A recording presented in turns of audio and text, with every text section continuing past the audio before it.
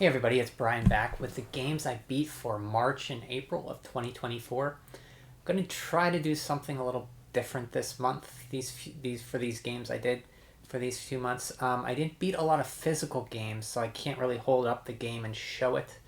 But I did beat a lot of ROMs of games I wanted to play. So what I'm going to do is I'm going to talk a little bit about the game over top of some gameplay footage. We'll see how this goes through. I kind of have to switch between some windows here, so there might be some snafus, so bear with me, please. Most of these I played because I was very interested in playing these games, and I figured I might as well since, you know, I wanted to. I played these on an emulator. So let's get started here. We'll start off with one that I've been wanting to play for a long time. I played the Game Boy versions of these games 1, 2, 3, and 4, and I've been wanting to play the 5th one for a while now. And that game is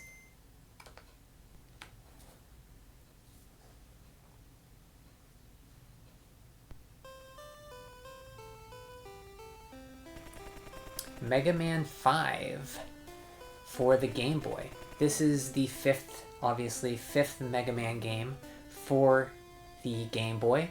This was developed as its own standalone Mega Man game, using, I shouldn't say standalone, but it's using the new Robot Masters other than the ones reused from the other Mega Man games. So if you don't know, when I played through the original Mega Man, Dr. Wily's Revenge, Mega Man 2, 3, and 4, they all take Robot Masters from the previous Mega Man games on NES. So Mega Man Wily's Revenge, you had like 4 Robot Masters from the first half of the game from Mega Man 1, and then you had 4 Robot Masters from Mega Man 2, I believe, in the second half.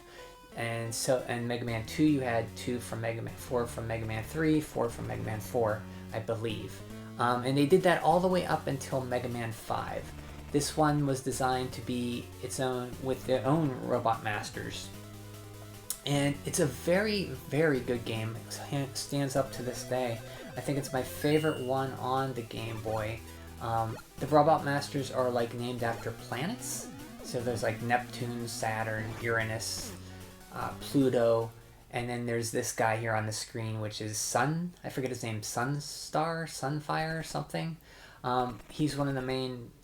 You see, start the game and you get just destroyed by him, and it cuts to Dr. Wily's lab, Dr. Light's lab. Here you get see the world's being taken over, attacked by warrior robots from space, and this is basically intro. So it's good that I'm showing this. So this is from my playthrough of the game. So then you're told that I've got to remember here. Dr. Light wants you to. He fits you with this new buster, if I remember, and the buster is like your hand comes off and it like shoots this projectile out, and then on the way back it like can grab things if you upgrade it. So he says Dr. White found Mega Man, equipped him with the new Mega Arm, and look at these graphics. These are very good. Like the pixelated graphics, very good. Powerful, the most powerful weapon ever devised. Star Droids are who they're called, right? Why have the Star Droids come here? And then you see Mega Man's like, here it's going to show his Mega Arm move. Bam.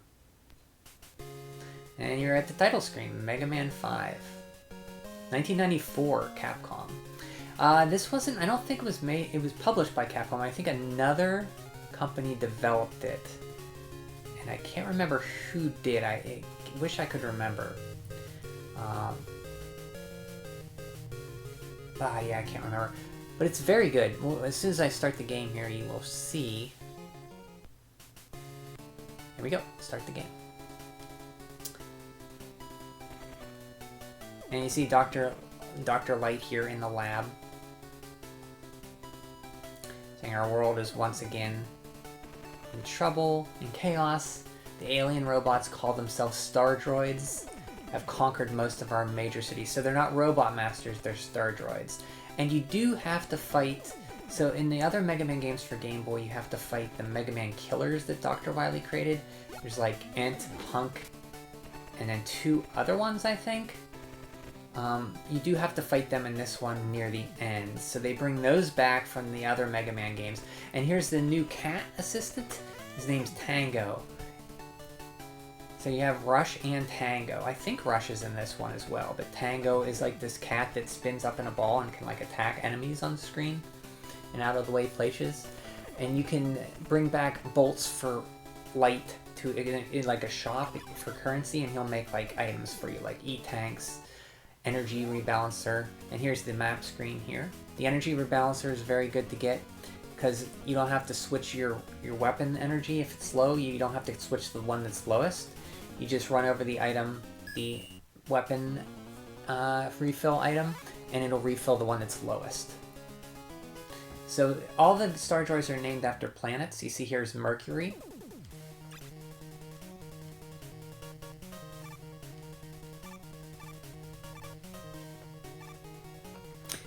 And you'll see here that the it's basically very much a Mega Man game. It's like jump and shoot. That's it. And here I'm remapping my buttons, forgive me. So here we go. Just show some gameplay here. That's like that one bird from Mega Man 2. You got stuff dropping in pits. You always wait for a pit in a Mega Man game, because stuff will jump out of it. See, it's very, very much... Like, look how good it looks, too. Looks very good. It's designed solely for the Game Boy, and they did a very good job for it, too, with it as well. See, there's some items you can get, the E-tanks, and there's the bolts that you get for currency. Cool enemies, like the robots are always well designed in Mega Man games. This thing kind of disappears and then falls on top of you.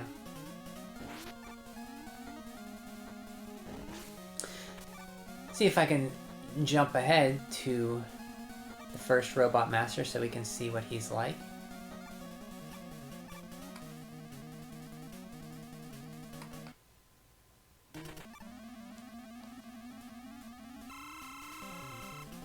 So I do have all these gameplay playthroughs on my YouTube channel if you want to watch some of them.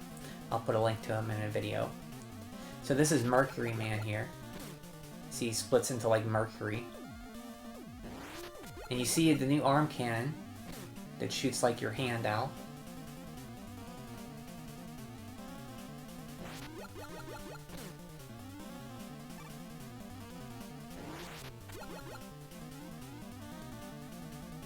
You have the slide in this one. You didn't have it in the... I think you might have had it in the... It's been a while since I played the other Game Boy games, but this one does have the slide. Oh, I got him. And that's the first Robot Master down. You see, typical Mega Man then gets the power. It comes to a cut screen of all the Mega Man weapons.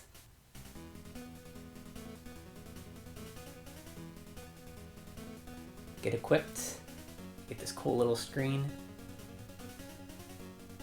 Boom. And it shows you a little demo of what to use. Black and white. I could get the music in this game, I hope you can hear it. It's very, very good. Filter. And it'll actually, this weapon will grab like power-ups on the way back. Or health. It'll refill your health a little bit on the way back. Now I'm just trying to changing the how's that? The look to it. I wanted to see like the Game Boy look of it. The original Game Boy DMG screen. Then we have The Game Boy Venus Man. So when you beat the first 4 planet Star Droids, then you go to an intermission and you fight the Sun, the main bad guy that you fought at the beginning.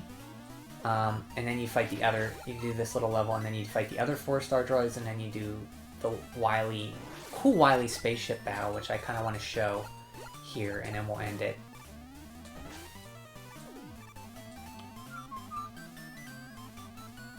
Cool with any? Here it is right here. This is like the Wily stage before you go into the Wily stage. See, I have all the weapons. You fight this guy here.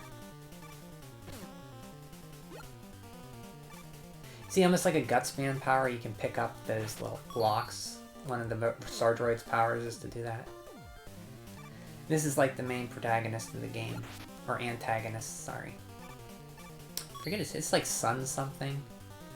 He has like Quickman's time freeze, and he has like a little Gemini laser.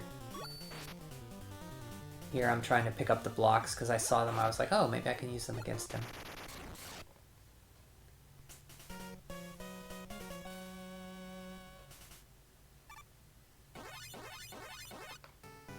And then you see the starship rises.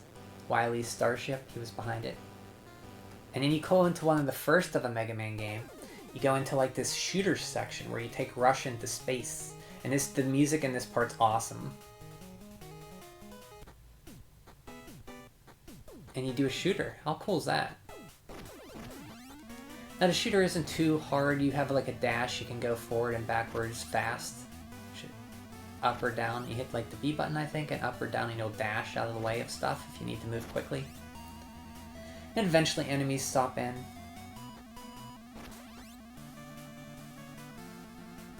And a little part here where you gotta dodge the enemies.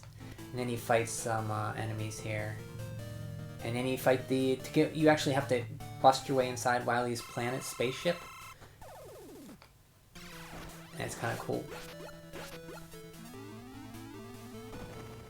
And then you go into the final level, which is the very long and hard level. It took me quite a ways to beat. Once you beat Wily, you go into this level here, into his spaceship. This is a very long level. It has the boss rush, and you have to fight all the Mega Man killers in it.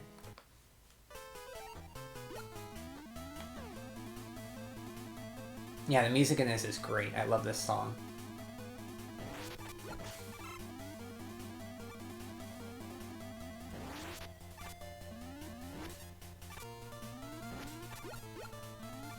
You go up ahead and you have to fight here's the Mega Man killers. This is one of them. And I remembered this fight when I first fought him from either Mega Man 1 or 2 on Game Boy. You have to fight one of the Mega Man killers.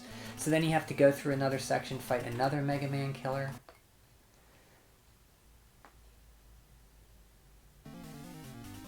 This one has like a gravity device that like sucks you in.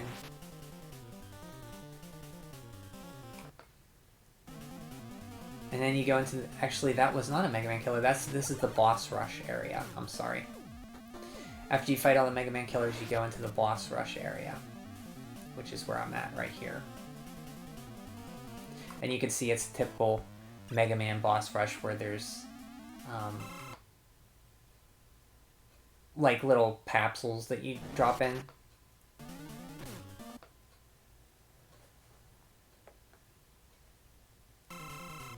To go to the bosses. And then once you beat them all, then you fight Wily. And then you have a surprise fight against, you have the last fight against the last guy, the Sun guy, which I forget his name. But yeah, that's it. That's Mega Man.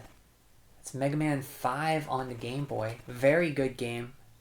One of my favorite Game Boy. It's definitely my favorite Game Boy Mega Man game, followed by like 4 and 3, probably. But it ranks up there with the best of the Mega Man games for the 8-bit systems. But one of the if this was on NES, it would be one of the best. It's very, very good. Sunstar's his name. But yeah, that's it. That's it for Mega Man 5 on Game Boy.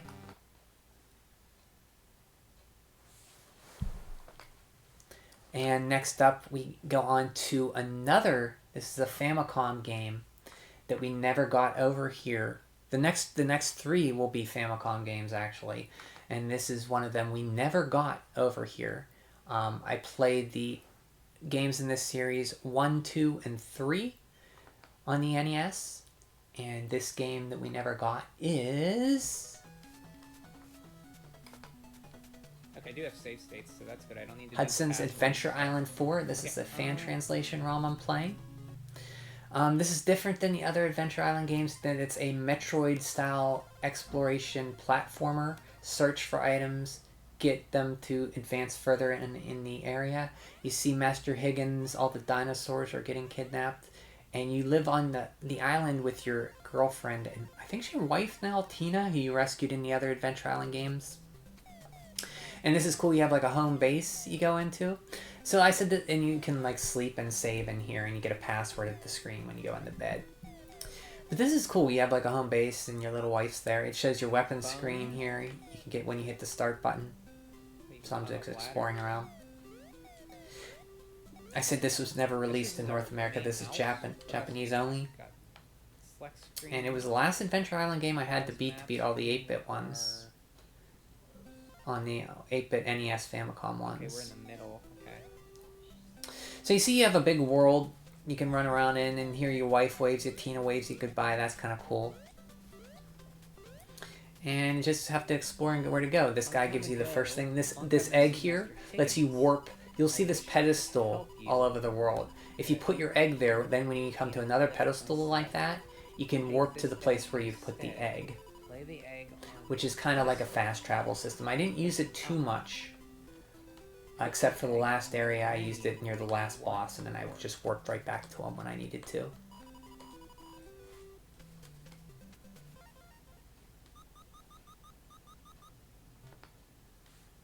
Pedestal somewhere. You do have a bone. You start out with a bone at first. You get this currency. This currency fills up your little meter down here. Oh, and this takes me back to where And once this fills up, it'll drop like a health restorative item. So this time you don't eat to... There's no timer, but you get like 8 of the fruit, and you'll get a heart. Refill your hearts. You can increase that life bar at the bottom. Here you go. This item shows your location on a map. Yes. So you go into these stores and you have to do these mini games to get the items. This one is you have to tap to climb and beat this little snail to the top. And you see, I'm not quite figuring out how to do it because this is my first time playing it. But you need like fruit to do that. So you want to collect fruit also. So your fruit also makes you a better chance to beat these mini games. The more fruit you have, the more endurance you have to beat these little athletic feats. This is another game where you got to beat a little mole, whack-a-mole, and you get another item. And this is for the fairy. The fairy is an item that heals you if you die. Not necessary, but helpful when you're really starting out before you have a lot of life. And here's some of the gameplay. It's just straightforward hop and bop. Pretty fun.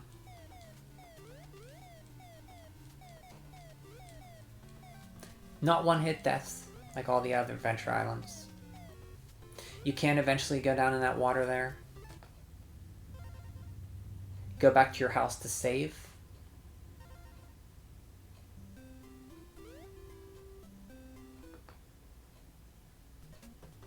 This little area here is when you when you go into this area, you can rescue you can get a dinosaur. When you rescue them, they'll live there, and then you can get them like Adventure Island 2, and you can travel with a dinosaur.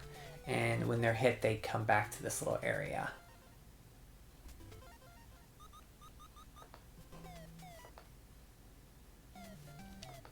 This is like your dino park.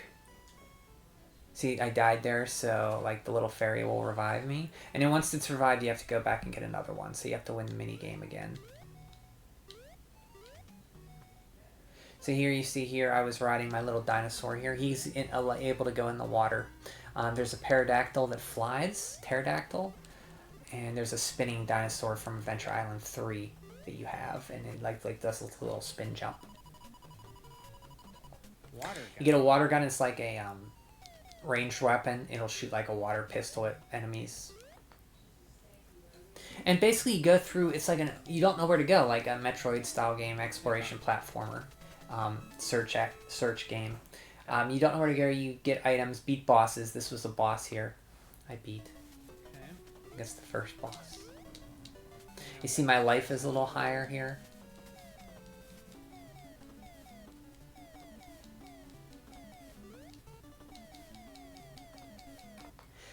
That is because right here, I think right here is where I got a... If you can get these little sections in here, you'll get a life increase. sometimes, or sometimes there's other items here. I forget what else, but this one right here, it's like a little athletic feat challenge that you got to do.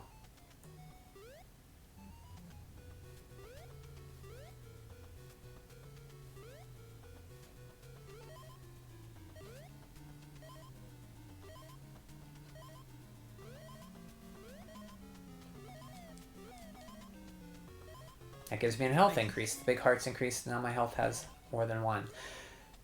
There are different weapons here. I'll skip ahead. So here's the bone. I like that they have. Happy Friday to ya. You have an umbrella that lets you float, so you can make longer jumps. You find that. I just love how she like waves at your wife's right there, waving at you. You can go underwater if you have the one dino that goes underwater. It makes it easier. There's a pterodactyl you can get. Once you get hit, they go back to your dinosaur park, and you got to get them again.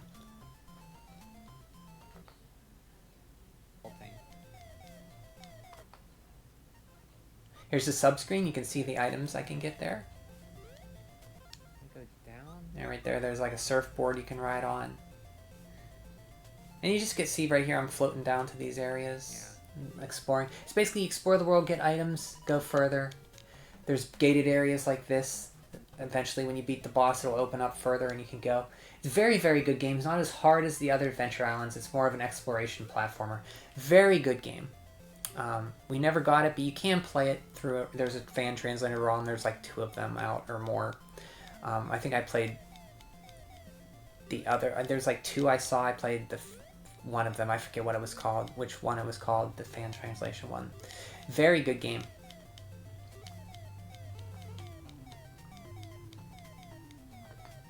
And that's Adventure Island 4.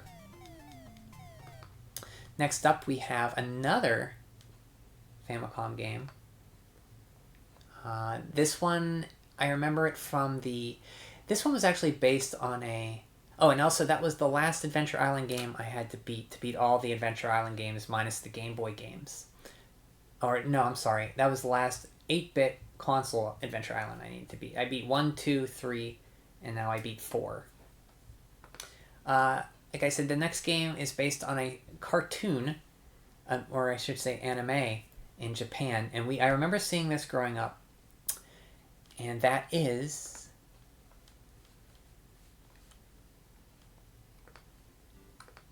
Samurai Pizza Cats by Tecmo, makers of Ninja Gaiden, and you can kind of see with the cutscenes here. This is a straight action platformer. You pick one main cat, and then you have another main cats here that have different abilities you can switch to on the fly. Bat Cat can fly for a short time. You see they're explaining here. Spritz T-Cat can swim. Call for their help by pressing the start button. You start and you can select.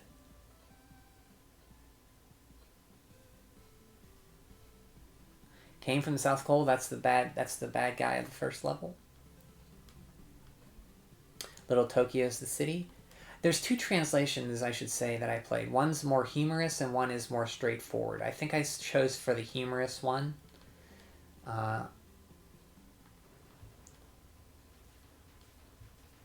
One's more of a deliberate, like, literal translation. I went for the one that was more funny.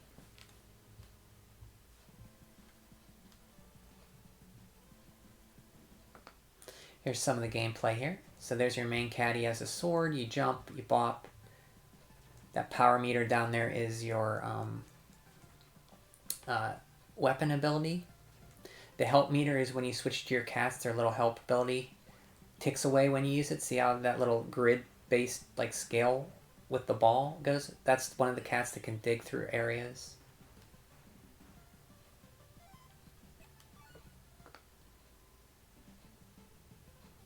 Speedy, Cotton, Batcat, Meowsum, and Spritz are the ones you can switch to. Here's the boss, is some kind of fish lady. So basically it's an action platformer, and you switch between your different cats. One can dig, one can swim, one can fly, and your main cat has the best attack power there. with the sword, I believe. It's kind of comical too with cutscenes, very Ninja Gaiden kind of cutscenes. Like Tecmo Theater, I think they called them.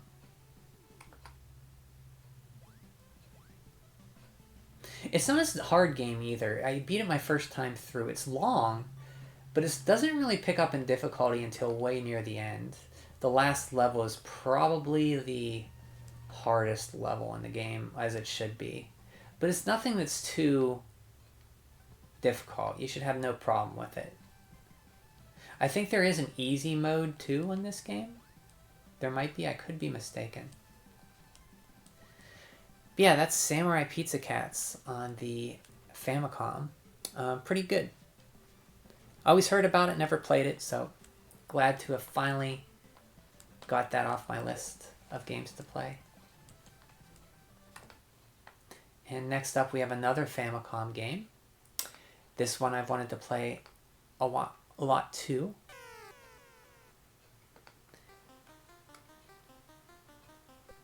And that one is... let me pull it up.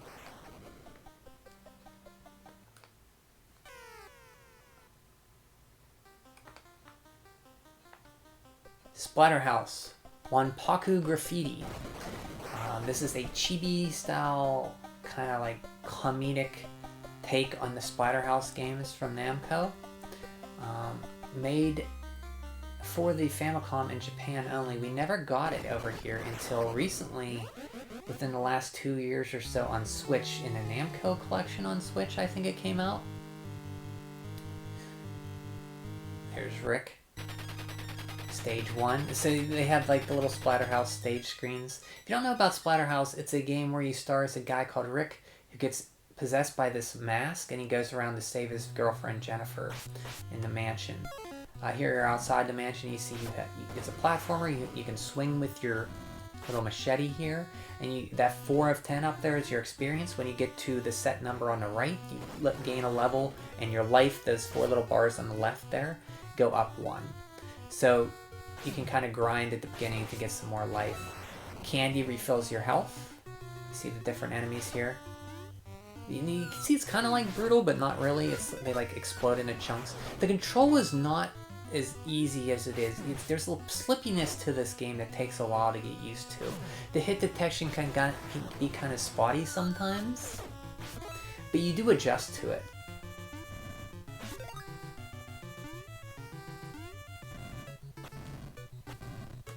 Graphics, I think this game looks pretty good. Has like a layer of parallax there in the back. This kind of like, he like comes up and he like flips you off. This like first boss, and then he dances like Michael Jackson's Thriller. And then all you gotta do here, the first boss, is beat all the little zombies that pop out, and then watch them dance, and then that's it. It is not, it's a brutal, it's not, I shouldn't say it's not too brutal difficulty. It is hard. You do have to play through it a few times each area to remember what to do against the bosses. Especially one in particular, this mouse coming up was really hard.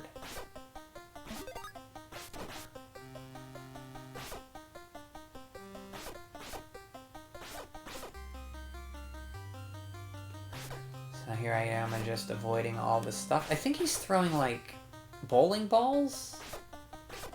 Or is that like bells? It looks like bells. So you do move really fast in this game. You kind of have to tap and know how far. You got to get into the groove of how and then he pieces out and goes down, of how he moves. Because you will run into stuff very easily. Your swing is very generous in its hitbox. You can hit enemies with that swing pretty easily, but you can also take damage pretty easily. So you have to kind of move deliberately. You see, I started with 4 health. Now I'm at 1, 2, 3, 4, 7, 9 or so health. That's from getting the experience point system.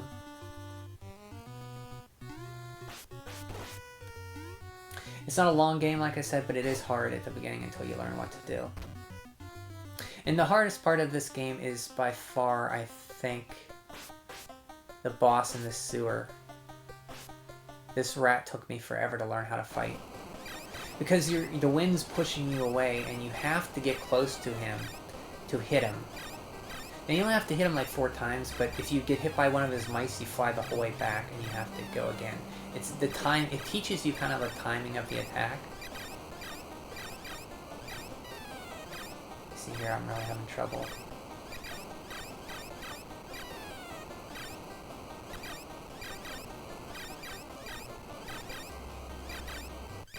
See, and then you have to hit him like twice. You don't have to hit him a lot, but the timing on that to swing, to hit the rats and keep going forward while it's being pushed back, you have to constantly keep going forward and hit him.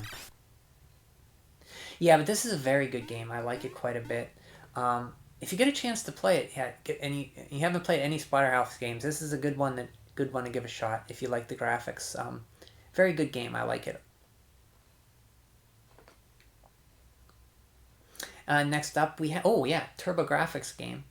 I've been playing through finally some TurboGrafx stuff. I never experienced the TurboGrafx 16 growing up, so this was a good time for me to do it. Since I have the ability now, I'm able to play these, and one of the first TurboGrafx games I played through was Bonk's Adventure, or PC Genjin, as it's known for the PC Engine. A play on PC Engine, PC Genjin.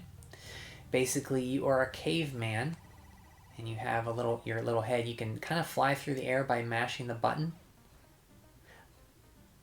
And the faster you tap, the more you'll fly, like float. Think of it like the feather in Super Mario 3, how you float. You just do that with your head. And so you want to kind of time your jumps to bonk these guys on the head.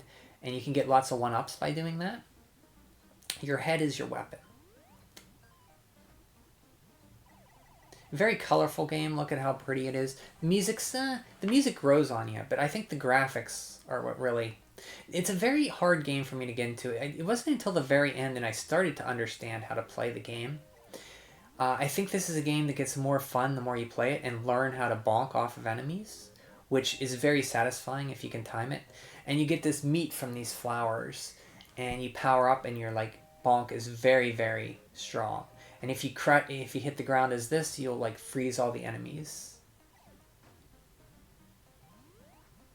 If you get it again, then you're even stronger. You can just run through enemies.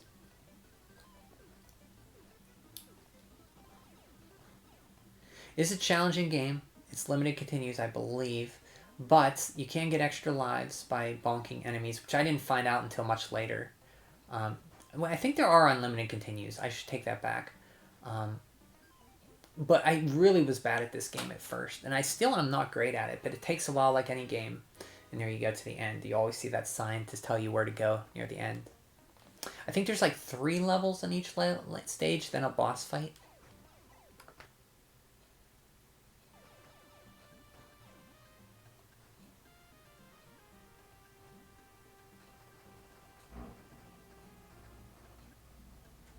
Might be 4. This level's kind of cool with the dinosaurs. Reminds me of Super Mario Brothers 2, how the whales spit out their little little blowhole water gust thingies.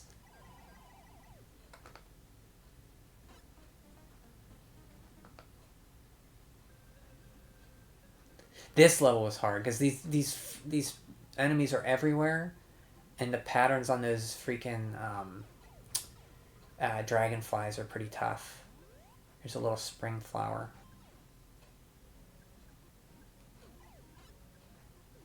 And here's a boss. When you go to a boss area, you go in this weird elevator of skulls. This is the second boss, I think. So only one of them can be hurt. So you you can bounce hitter projectiles like that. You got to time your bonk there. And if you can time your bonks, you can get a lot of hits on these bosses. Maybe not this one in particular, but...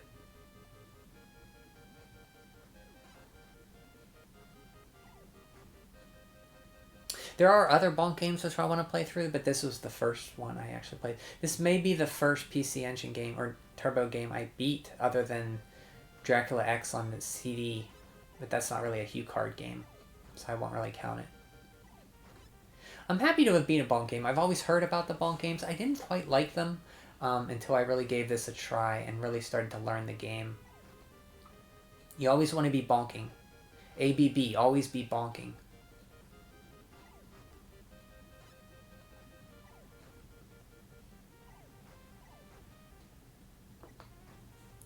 And that's Bonk. I do want to play Bonk's Revenge and Bonk 3 next.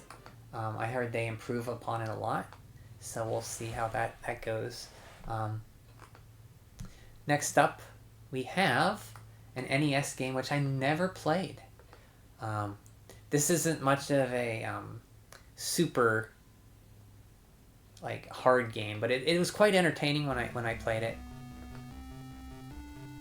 And that is Anticipation on the NES. This is basically a board game where you can play up to like 8 players, I think. I don't know how many, or a computer, or a mixture of a computer and actual players, and you kind of like It's the Marble Madness. go through and you pick like color square, and then they'll start to draw and fill in these connected dot pictures, and they have a category at the top, and you have to guess what the picture is based on the category. So this looks like it's going to be cheese, and you see at the bottom there's 1, 2, 3, 4, 5, 6 letters, and you see, and then you pick it, and then you can pick your type it in, and that's what it is.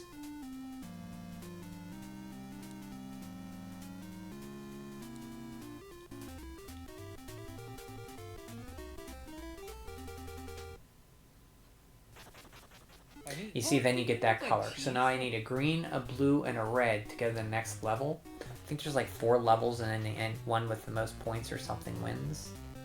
So this is man-made, so they're gonna draw in the thing, and you gotta guess what it is. Looks like steps. Stairs? Yeah, stairs. That's basically what the game is. This is surprisingly fun. I imagine if you play with people, I did play this when I streamed it, and it was quite fun. But that's Anticipation, if you ever get a chance to play it. I think it's a good party game to play.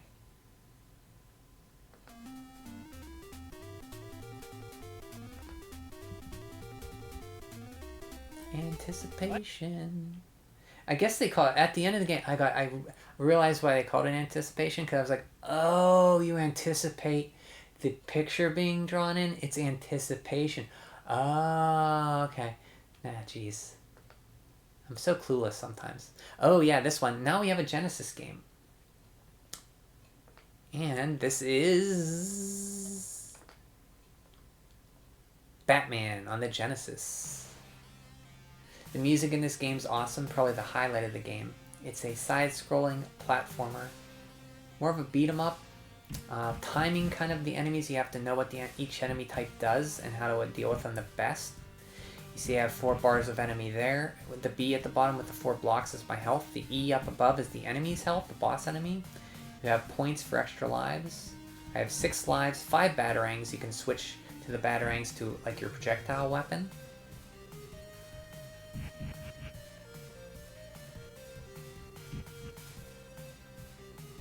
Very early Genesis game. It did come out after '89. Nintendo had a deal, I think, to get the game out near close to the movie. Batman '89 was a big movie, and I think the NES version came out first, and then later on, I want to say a year or so later, I think this was '90, I don't remember, the Genesis version came out. It plays nothing like the, well, I should say a little bit like the NES one, but the NES one is more wall jumping puzzles. This is more combat focused, know the enemy types. See the hearts there can restore your health? So each enemy type has like a pattern you gotta learn. This guy, I figured out the first boss, you kind of like have him run and jump over him, jump and then jump behind him and hit him. You can also do attack, you see there when I jumped and I flipped with my cape, I could jump into an enemy and hurt them. somebody actually commented on the video, I wish I knew who it was, told me about this game that you could hurt people with your cape. So if I play it again, I gotta remember to do that little spin right there like that. If you land on them, you can hurt them.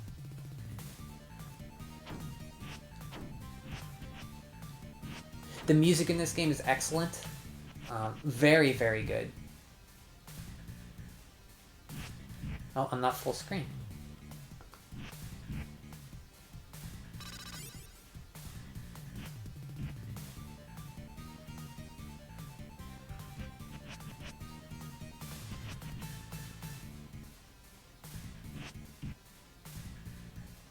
You also have some shoot 'em up levels in the form of a driving stage to break up the side-scrolling stages.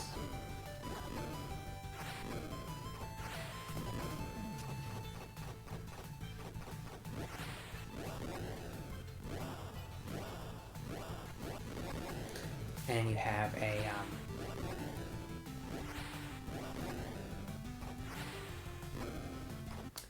flying shoot 'em up stage, which is pretty short, but the enemies can really do some damage on you. You have like some missiles, 14 there. You can get more missiles throughout the stages, and they do stack. So if you don't continue, it behooves you to like keep all your missiles. If you don't continue, when you don't continue, you like lose them. You start with a set number. So if you're about to die, I like to use all my missiles if I think I'm about to die. And that's Batman on the Genesis. Very good, challenging game. Not insurmountable, but challenging enough. I had to play through it quite a few times until I learned how to best deal with it. The enemies can they kind of like different enemies in different levels can like cause you problems, and you have to like know what to do. Like any game, you know. Next up, we have a game. I beat this game on the Genesis, but I'm playing the Japanese version this time because I heard it's easier. That game is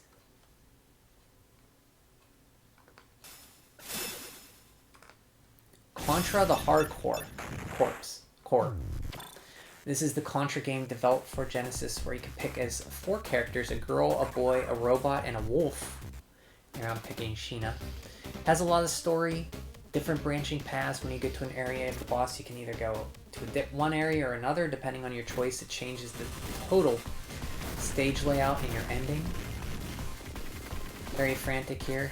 So the Japanese version is a lot easier than the US version, because you see at the top next to the character portrait, I have it 3 bars. I can take 3 hits before I die. You see A, B, and C at the top. That is your weapons. You can have 4 weapons, and the one to the right of D is your bombs. It's a clean screen nuke weapon. Each character has its own type of weapon, so it's very different depending on who you play. Makes it very replayable. Another thing that makes it replayable is your different paths, like Castlevania 3. You can go different areas, and it makes the game immensely replayable. Very hard though, even in the Japanese version. I would say the Japanese version is a lot more fair. In fact, it was designed around the 3 hits, and got made a lot harder. I like the Japanese version because of that better, I think. See, I'm starting to get the look of the movement here. Here you see you're on a motorcycle like in Contra 3. I do have some sort of fiber, though I could...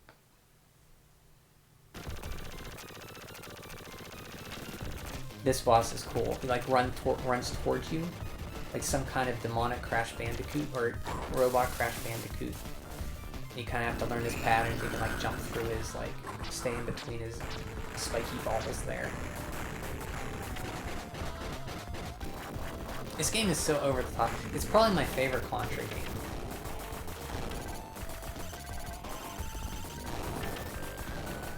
Like, it sounds great, looks great. Different characters, different weapon sets for each character, different paths make it immensely replayable. It's made by the same guy who did Rocket Knight and Contra 3. A spreader that and then he'll tell you which path you want to take. Speeder. Sheena sure can run pretty good. Oh, you know her name? And then you choose a path. And then, depending on where you pick, it opens up the next stages. Yeah, the bosses in this game are great. There's a tank that looks like a freaking Gunstar Heroes enemy.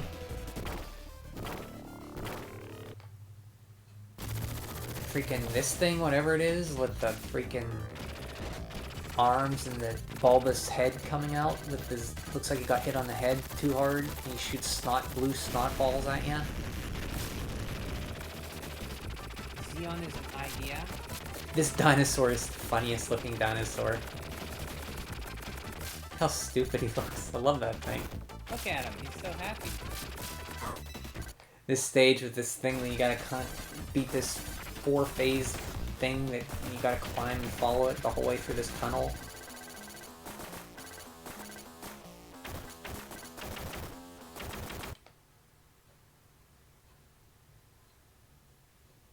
So different. It's called Contra Hardcore in North America, and Contra the Hardcore in Japan.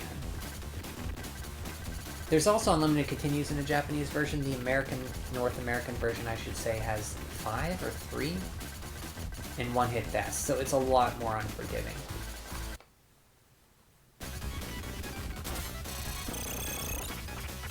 This thing like poops out fire. Forget this boss.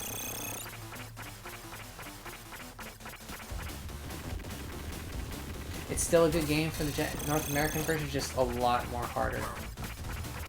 Yeah, if you want to play it, play the Japanese version to see if you like it. This guy's like a wolf, and he's very powerful close range. He has these weapons that are like very powerful close range.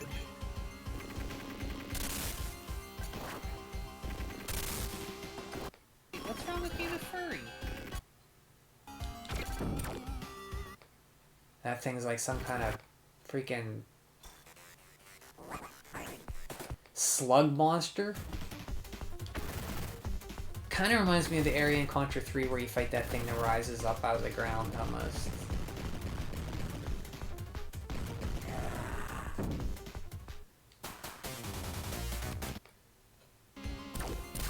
Look at this thing. Freaking crazy. So in this playthrough, this is the first time I went through this path. On the North American version, I went through a different path. So, like, just seeing this is like, I kind of want to play it more because there's all different paths I didn't take. I think there's like 5 or 6 you can do. Look at this. Oh my god. Look at this boss. This is amazing.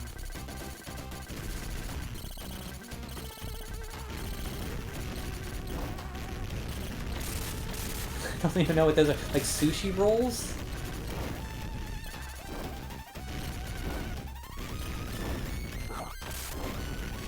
Look at that. That's freaking awesome. It's like crazy too, like stuff coming out everywhere. This thing's trying to grab you with its tentacle arms. Lightning coming out of its arms. It's bouncing around all happy. It's shooting out sushi rolls at you. Yeah, this game's great. It's fantastic. And you just fight the giant heart. I still don't know how to dodge. So you do have a slide in this game, and when you're invincible when you slide. So you use the slide. Kind of got to get the timing for it to see how you can slide, but yeah, very cool game. This game's great. If you can get it, if you can play it, play it. It's very, very good. Yeah, that game's awesome. Just seeing it, I want to play it more. Next up, we have another game for the Genesis, made by Treasure. I talked about that seems like a treasure boss fight, that tank in this game. This was the first game made by Treasure, I want to say, before they made their breakout hit, Gunstar Heroes. And this is... The Blu-ray went out. Oh, no. McDonald's Treasureland Adventure. Treasure was tasked with developing this game, and they used the money from this game to make Gunstar Heroes. This is a licensed game. action platformer. You have a scarf to grab like hooks and pull yourself in up, and you have magical dust that you can shoot. I have another PS3 just for. You have to get 4 parts of a map. I have one for digital. And save the Fry guys who are kidnapped. These are the 4 enemies. The bosses in this game are odd that you have to give up some of your health to be able to hurt them. Gems, it's called. I think even Nintendo. You have 1 piece of the map, so you go to the area to fight the boss. Magical Forest is the first area.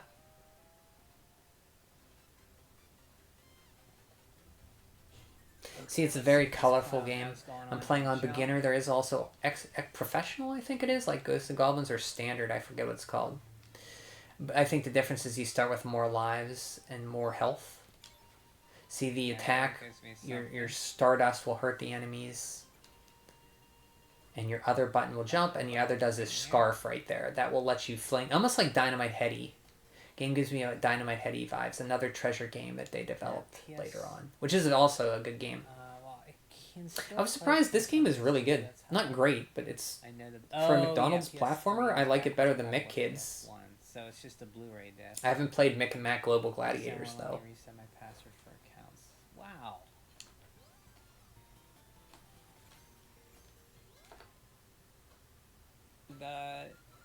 See, you can use your hook to pull yourself up. Played this game. Just hop and bop.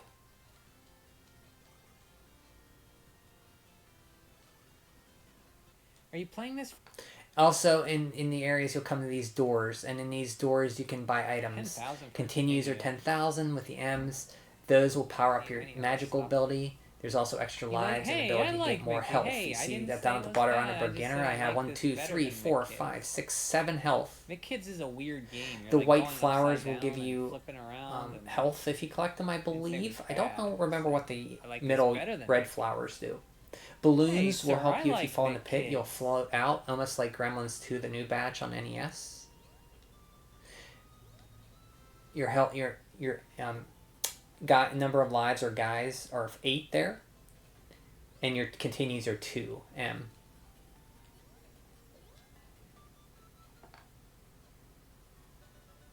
And here we have a water stage here. It's like a maze. This stage is very mazy.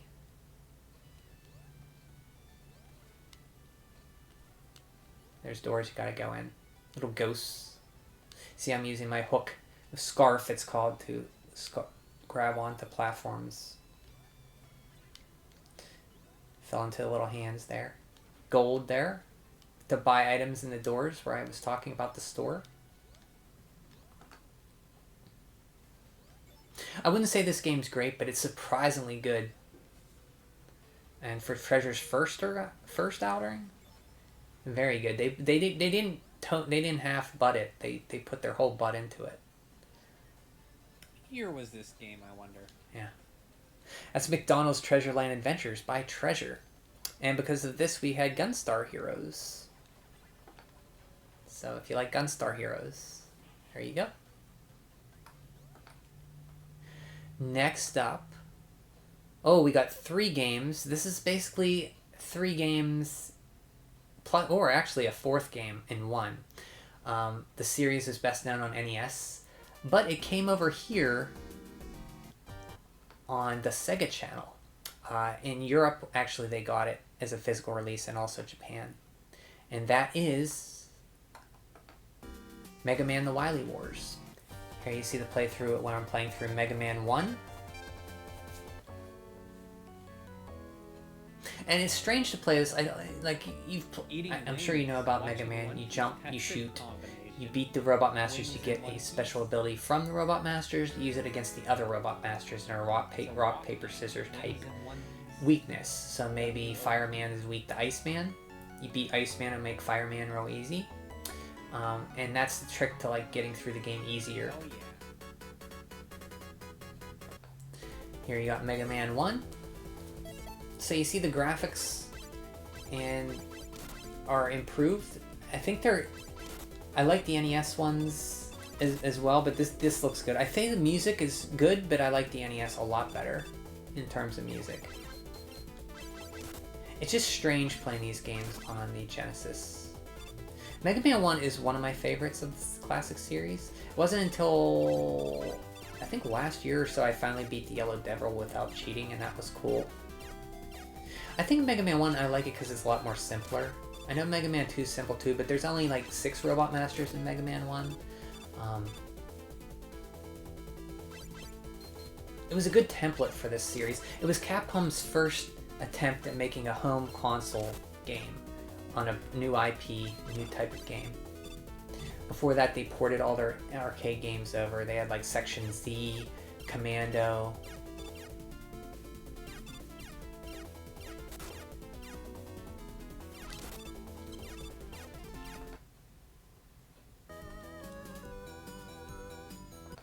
Here you see I'm fighting Gutsman here.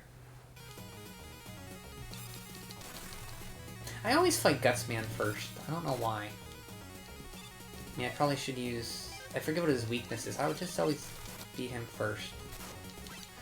Actually, I might not beat him here, but...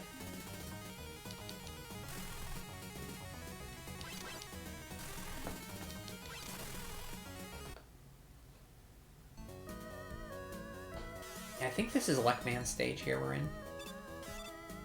And then we're talking about the Yellow Devil. This thing always takes up a lot of health. I just find it funny that one of the companies under Nintendo doesn't mind fans emulating the games, meanwhile Nintendo. I wonder if they're just saying that... Here we got a Luckman here. Yeah, it's basically Mega Man 1 just for the Genesis. So this was originally going to come out for in North America. There was a preview for it, I think. Maybe in Nintendo Power, maybe in another magazine. But at the last minute, I guess they decided against it. And I guess Sega came to them and said, hey, to promote this Sega channel, why don't you put it on here, on the Sega channel, which, if you don't know, the Sega channel was a broadband cable service where it would, once a month, you'd have a selection of games, I believe, and it would download through your cable, coaxial cable on the wall, with your subscription, and it was on there. So that was Mega Man 1. Now we have Mega Man 2.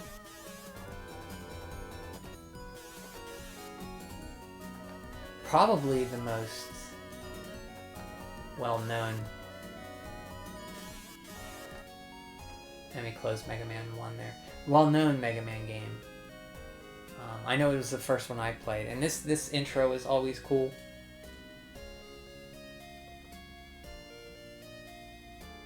They added some lights in the background. That's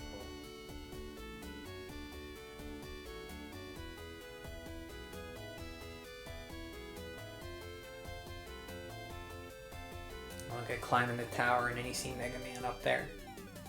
Yeah, the first one I ever played, the first one a lot of kids ever played.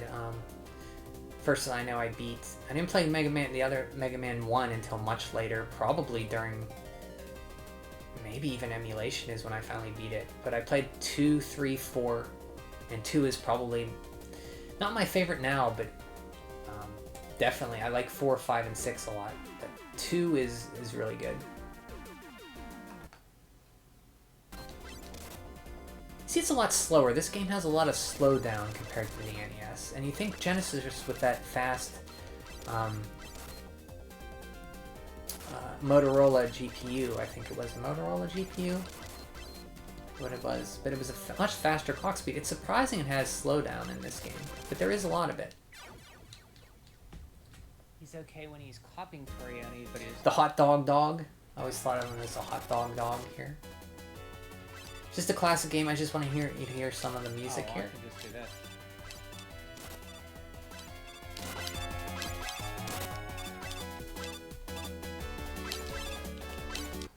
Quick Man, this guy was really hard. I had a hard time with this guy because I always used the weakness on him. This time I didn't. And his pattern, I still have a hard time with his pattern.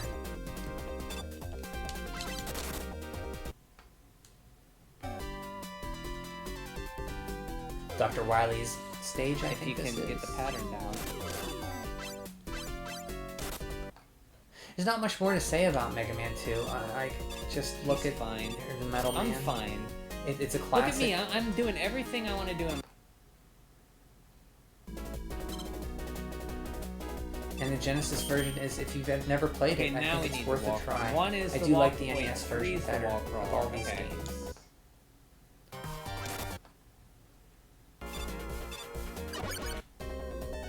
The Why don't boss you use rush. quick boomerang on Metal Blade and Metal Man? Yeah, I should use Metal. Oh, wrong. I gotta switch over. Hold on. I did get to something here where I thought for sure, I forgot that you healed yourself when if you hit him with any other weapon other than the bubble, and I ended up here hitting him with the metal blade and it healed him. I thought he had 2 life bars, but he didn't. I forgot all about that. Yeah, music's great. Mega Man 2, it's a good game. Good on Genesis. I prefer the NES version, but it's still great on Genesis. Which then leads into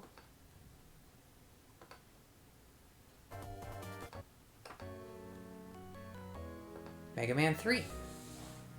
This is probably, I know this one's loved a lot. I don't like it as much as everybody else. I still like it though. I think Mega Man 1 and 2, playing them later, they have certain parts where I don't like the boss in Mega Man 2 with the crash bombs. I always run out of crash bombs and then you gotta refill. And the part in Mega Man 3 in the Doc Robot stage where you have to rush jet across the pit, I always run out and then I have to kill myself to start the level over because there's no refills, or there are refills and if you run out, they don't respawn. So you have to kill yourself and start over. Other than that, I like Mega Man 3. But it's those 2 issues that kind of hold me back of loving 2 and 3 as much as everybody else. I still like them though. The music in this game's great. The enemy designs that stupid thing that jumps over you with a little pogo. Yeah, I played this one.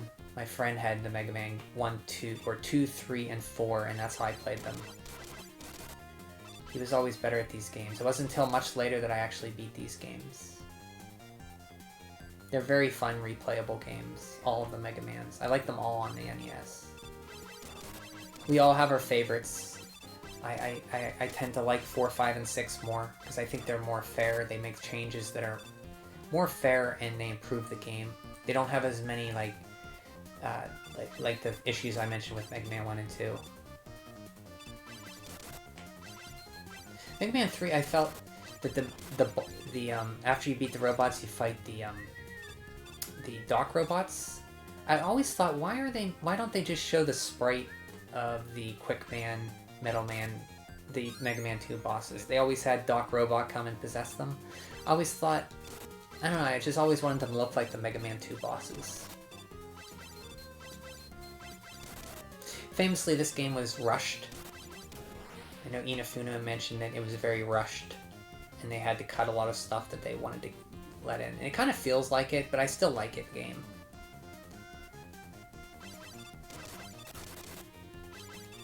I always like Snake Man's level. Just the look of it and those platforms, the wobble, his music's great. Music in this game's great. Oh, the stupid penguin. Like, the boss enemies in Mega Man are classic. This is, Gemini?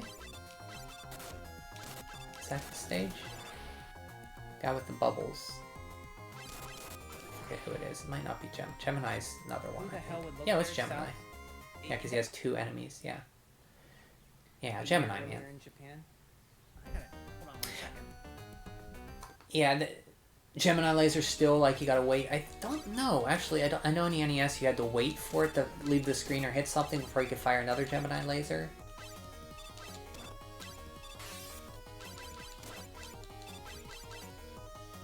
These games are very replayable in that you can make them harder on yourself if you just want to go through and buster only.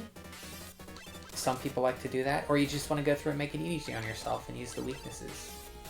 It's amazing how simple but fun this concept is. Go through a level, jump some platforms, fight a boss, get his power, learn his patterns. Here's the part I was talking about in Mega Man 3 that I do not like. This time I got through it quite easily. And that's this part here. You gotta switch to your rush jet. If you run, there are refills along the way. but if you use them all up and die, you can't. They don't respawn, so you kind of have to kill yourself or farm these things to respawn it. I don't like this part. If you get through it for your first try, you're good, but it's the one thing I didn't like about Mega Man 3. I always have found Mega Man 3 harder, but this time I actually struggle more on Mega Man 2, which is kind of weird. Full rush jet. I think it was because I had a hard time with Quick Man.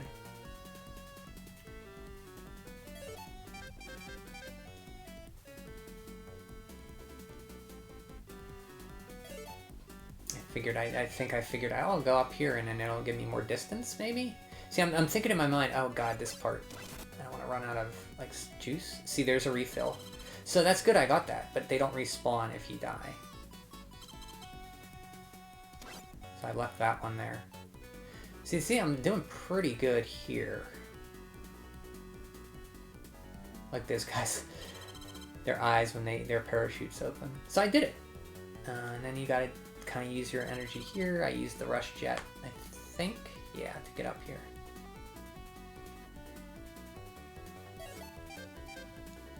So once you beat the Robot Masters, then you go into the 4 Dock robots that have the powers of 4 Robot Masters from Mega Man 2. Oh, and the giant Met guy. Head. Is that his name? The Mets? You have to hit him in a little cross.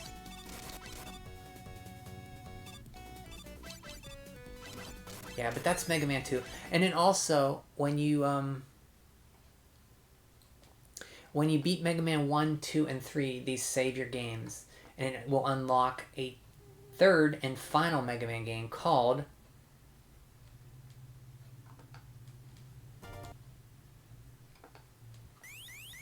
Mega Man Wily Tower. This is basically a tower of, you can go different paths. You fight 3 different bosses based on Journey to the West, and you pick your loadout. So there's an enemy loadout or a weapon loadout you pick from Mega Man 1, 2, or 3. So you can pick Crash Man, Gutsman, or Metal Man.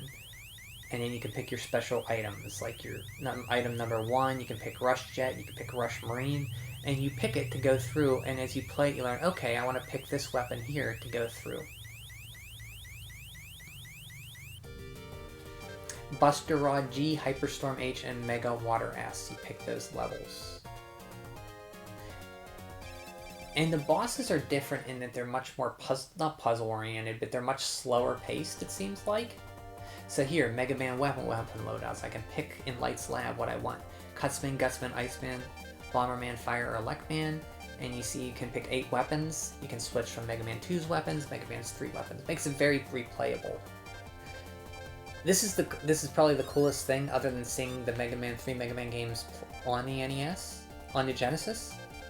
Playing this Wily Tower is pretty cool.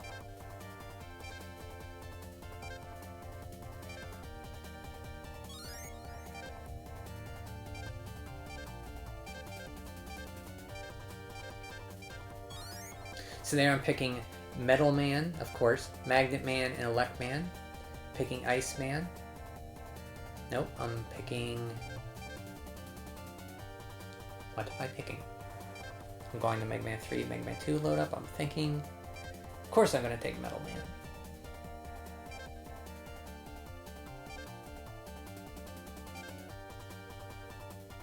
Leaf Shield. So then basically you pick out your weapon loadout, and you also pick your items you can have. I'm picking Rush Jet. And there you go, you can switch between them. And they're all new levels. You climb the tower, you fight the 3 robots after Journey to the West. Here's the first one I'm fighting. It's this, like, monkey. And they each have weaknesses.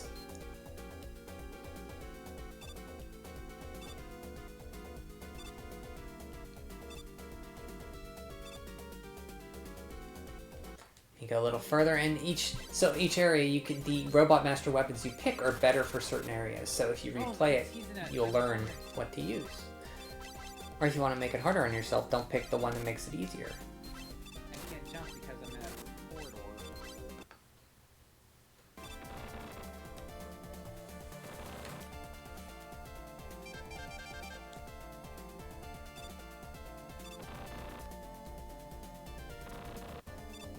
This thing reminds me of Zelda 2.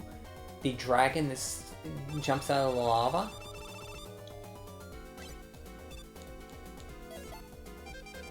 I guess there are video. What other Zelda 2? What other dragons in lava are there in video games? Zelda 2 is the first one I can think of that comes to mind. See, Metal Blade, it's letting me hit them, but it's not really doing a lot of damage. So I'm picking Ice Beam, I think. If I'm smart, I pick Ice Beam. I'm going for air first.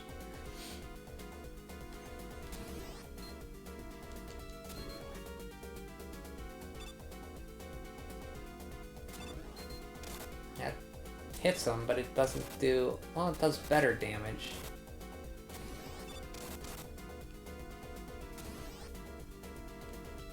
You see the little springy thing at the end? I can... So I think I want to switch to Ice Beam. I'm not doing it. But he is weak to ice. And you climb... That's the second one, and then you fight Wily in the tower. Yeah, and that's Mega Man... The Wily Wars. Remakes of 1, 2, and 3 on the Genesis. Different music. The music's in the Genesis font, or the Genesis style, and then it has the graphics are like made 16-bit-ish, kind of look cool. And then you have the Wily Tower, which is really cool. And that's it. I played another Mega Man game. I think those are worth it. I like the NES ones better, but that's cool. If you've played Mega Man 1 and 2 and 3 and haven't played the Genesis ones, I think those are cool. Next up, we have another Mega Man game. This one for the Super Nintendo. This is... Actually, let's watch the beginning intro. I don't think I did. Mega Man X3. I played Mega Man X1 and 2. I didn't beat X1 until like 2015. X2 I played in 2019. It's actually on one of my videos here of games I've beaten. It was like 2019 or 20, maybe around there. I don't remember much about them. This one was very difficult. I've had a hard time with this one. This one has much more to it. They almost put a lot into this game. It does use a special chip to do like graphics, like polygonal things. There are much different like areas to explore that you can't get to until you get the certain Robot Master's weapon. And it's not entirely, it doesn't entirely make sense of what robot weapon you have to do to go to new areas. But I was able to figure it out just by using it.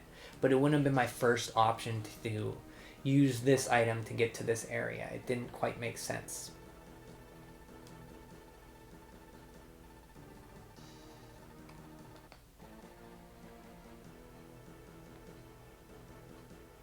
So Maverick headquarters are under attack, and they send Mega Man and Zero in. The guy here is Doppler. He's the main bad guy. But of course Sigma comes back. And then you start the game to the tutorial level like Mega Man X has.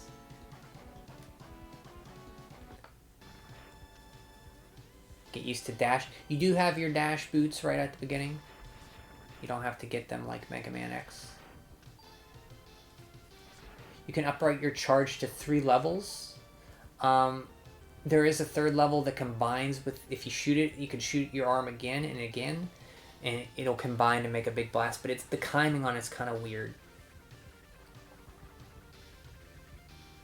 This is like your intro boss. He shoots you, and then Zero comes in to help you.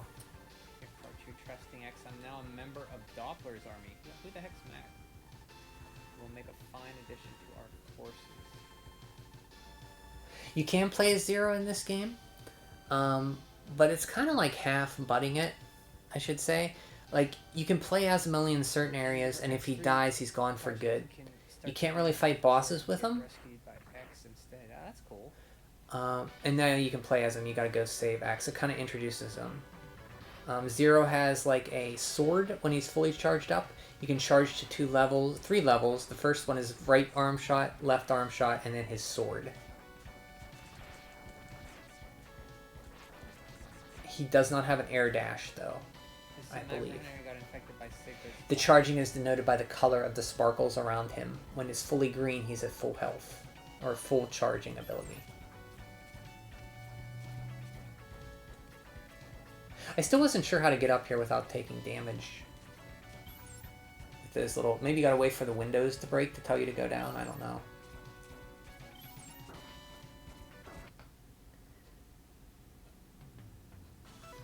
So then you beat the intro area, then you gotta fight the little...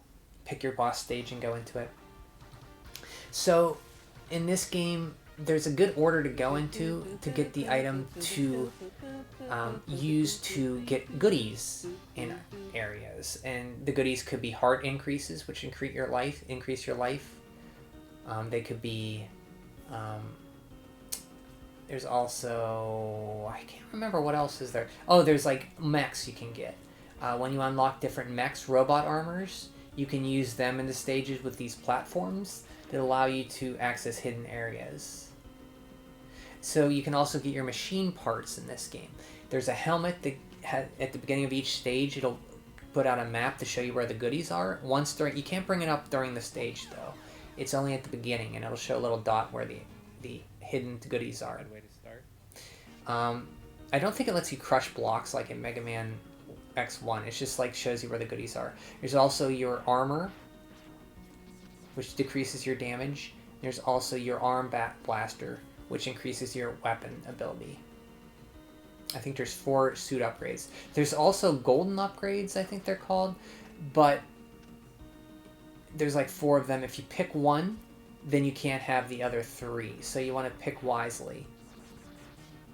If you hold off on getting those though, and you get everything else, you can actually unlock an armor that gives you all the upgrades, so you don't have to give up one of the 4, I should say. So the options are even better armor, a better blaster shot, and I can't remember the other 2, but they all have their advantages and disadvantages. Here's a little mini room. This is probably one of the harder X games. The last boss has an insane hitbox that you gotta hit. It's very hard to hit and find out where to hit his hitbox. You have to almost hit like above him, where you think you're gonna shoot, aim for above to hit him. And the last boss is Sigma.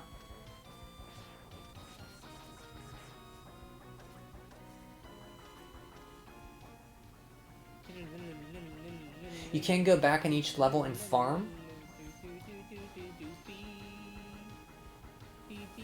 So that makes it easier. But basically, it's a lot more going back into each level to find all the goodies to make yourself stronger. Because this game is very hard until you upgrade. Very hard.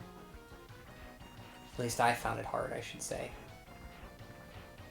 Your mileage, like hardness in games is subjective, so. Make sure not to jump. But once you get the upgrades, it's a lot easier. Yeah, it's fun. I need to play X4 next. That's the next one I'm gonna play.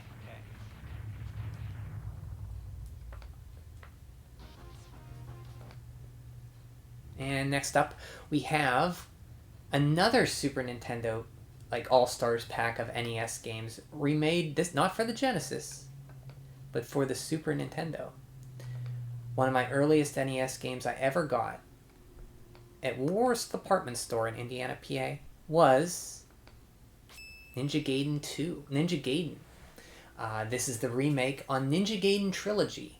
So I played the Ninja Gaiden Trilogy game, all 3 Ninja Gaiden games on Super Nintendo. These are basically 16-bit, I think remakes or remasters, not a good definition. It's a 16-bit conversion of these games. So if you look at Ninja Gaiden on the NES, this looks a little bit better, but if you squint, it doesn't really look much better. The sound is a lot worse, as you'll hear. But you do have a password system to get through the games, which makes the games easier. So you see here, it's not much more touched up. You still have the cinema screens. They just kind of ported them, but not as good as they should have been. They should have took... How awesome would it have been if we got like a 16-bit Ninja Gaiden 4? Maybe they had plans to if this sold better? I don't know. But you see, it doesn't look much better than Ninja Gaiden on NES. In fact, they take away on Ninja Gaiden 2, when we get to that, they took away the light-dark level flashing on and off. Now it's just, you can see all the time. The music's not as good.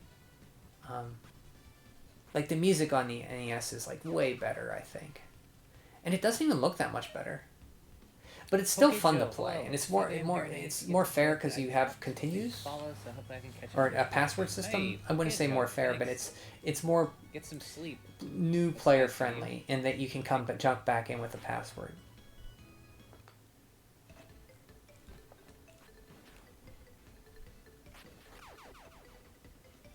I think the song "Unbreakable Determination," like, I forget what level that's in, but it's not nearly as good. It's still good music, but it's nothing like the... Like, why'd they change the...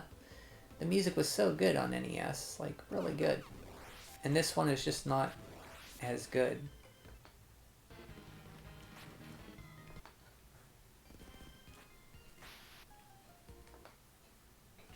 Take 3 trips up to beat them.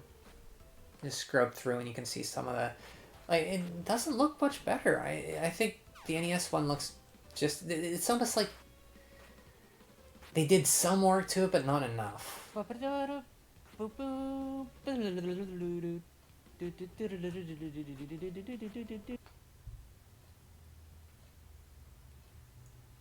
I was never one that could speed through these games. I always had to take my time a little bit, and sometimes that gets... And that moves me into...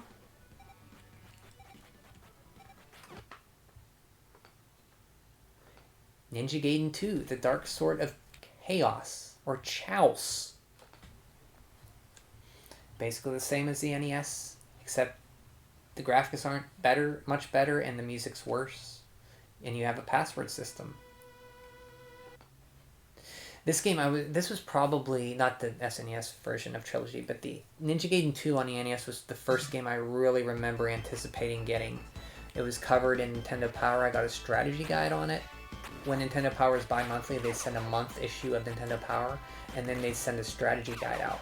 They were normally red covers with art from the game on them. There was Mario 3, Ninja Gaiden 2, Final Fantasy, and Fourscore Satellite or something. Sports one. It had a poster in it, which was cool, like a ninja with the city behind him. Ryu, a guy dressed up like a ninja to be Ryu.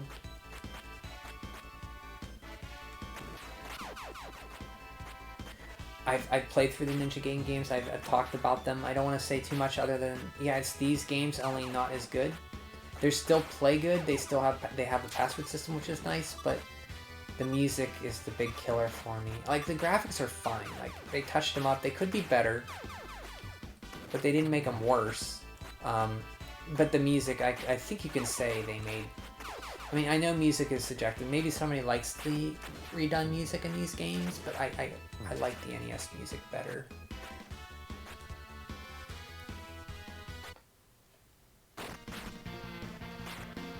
And this is the stage they completely got rid of the flashing dark. So this stage on the NES flashes dark and bright, so you can't see until you wait for the lightning to strike. They just got rid of that. It's almost like they forgot? I mean, how do you forget a stage mechanic like that?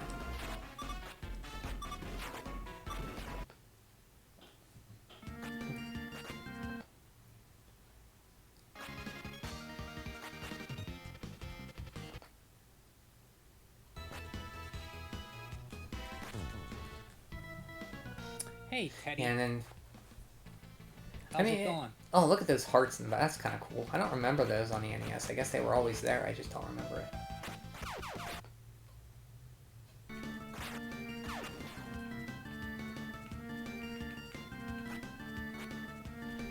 This guy here. I always thought he looked like a spider. This guy. Jackio. That guy. I always thought that was a spider. Like in Gremlins 2, you fight that spider gremlin. And that leads into Ninja Gaiden 3, my favorite Ninja Gaiden game on the NES. Probably of all time. Good thing I will say about this, it's much more friendlier than the NES version. The NES version is probably the easiest, except they make it the hardest. It's the easiest and the hardest. And I'll explain in saying that the improvements they make to the hit detection, the sword being upgraded to a longer arc, and your movement and ability to climb and flip on top of walls make the game much more friendly and play it much more easier. But they also cut you out by giving you unlimited continues in the NES version and making all the you take more damage than the Japanese version. So it goes from being the easiest to the hardest. But once you do learn the game, it's very good, very, very, very good. It's not a long game. It's very fun. It's my favorite one.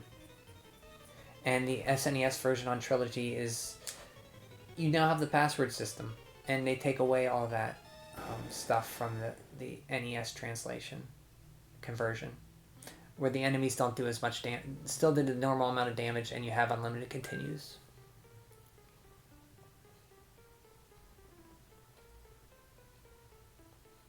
But you can also play the Japanese version if you want. I would say more of a disappointment in these games than anything. I've heard they're terrible, and they're not terrible. It's just the choices they made in bringing them over to the SNES. It could have been so much better. The music being the biggest one. Why did they change the music?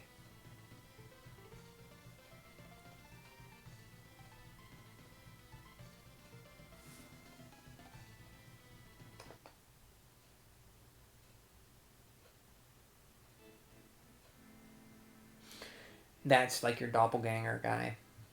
They killed. They thought they killed Irene. This part's pretty tricky. The weapons in this game, the weapons on the Ninja Gaiden 3, the one that shoots up that I have now is very useful in certain stages, because you can kill stuff like above you or below you.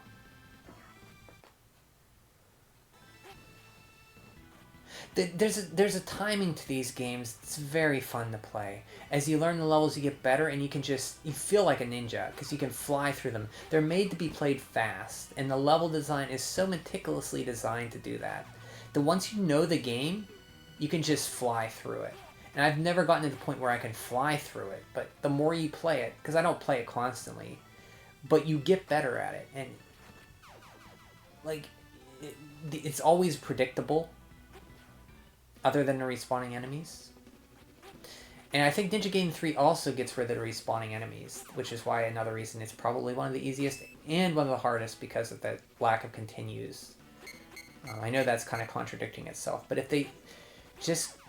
the NES version just gave you unlimited continues, I think more people would sing its praises, but it's a really good game. There's your sword upgrade you got in Ninja Gaiden that makes your sword much longer, and you have this ha ha ha whenever you swing it. It's the dude who owns the antique show down south. This is a great game. Got this cool stage with like the sword. Reminds me of the Rocket Knight Adventure stage. Bum, bum, ba-da-da. And music in this game. All three games is great. It's just a shame they felt the need to change it with the SNES samples and stuff. Because you have good SNES samples. It's like they didn't... maybe they chose like the stock samples to use for their... I don't know. Still a good game. Ninja Gaiden 1, 2, and 3. Play them on NES. Play them on SNES. They're still fun. Still good. To this day.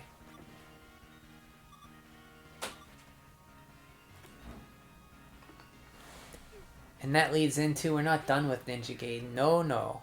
I mentioned I was playing TurboGrafx 16. And that will move us over to...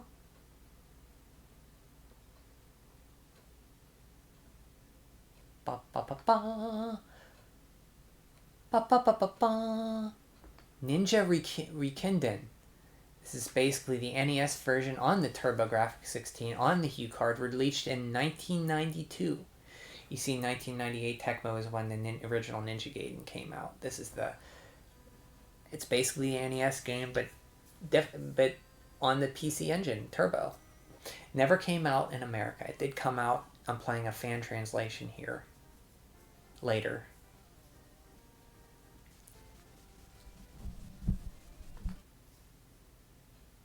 If you jump in the same level, you see that now the scrolling on this is very hard to deal with. Look at the scrolling on that background. It's like they didn't scroll it too well. It really hurts your eyes.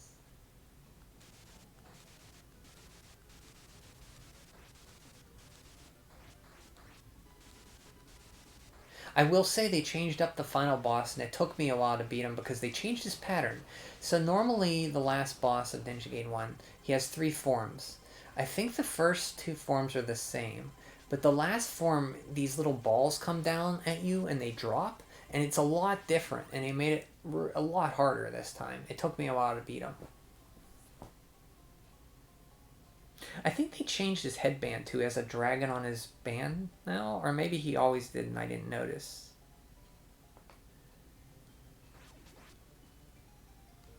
There's a Master System version which I haven't played yet and I want to play sometime. I say I like this one, but I like the NES one. I don't know if it's because if I had a TurboGrafx as a kid and I didn't have an NES and I got this, I'd be happy. But it's just I played the NES one so much.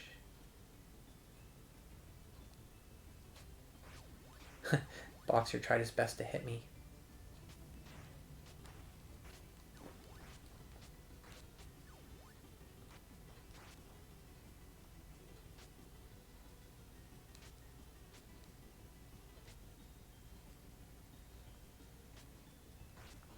I always thought this little area looked like a construction area. It was like with the, it's like the little caution tape. It always reminded me of a construction zone.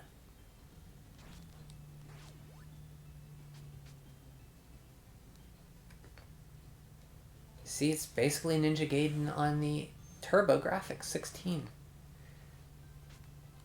The scrolling is like really distracting though. See the scroll? Oh, wow. There's a part up here with a panther. I remember this part coming up. It's always tricky. And the enemies are designed, if you keep moving, you're going to be okay. If you go backwards, they respawn. This part here. Yeah. See how they keep respawning? So you kind of have to, you want to keep moving in these games.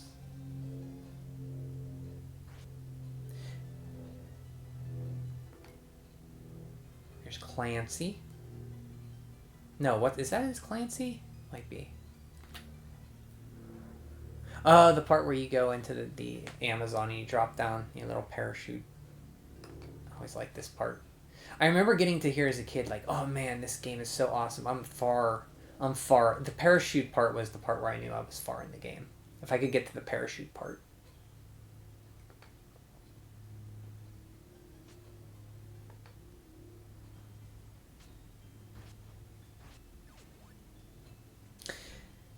Six one. I know in 6-1, this final world stage, a set of stages, if you die at the boss, you go back to 6-1. I think that still holds true here.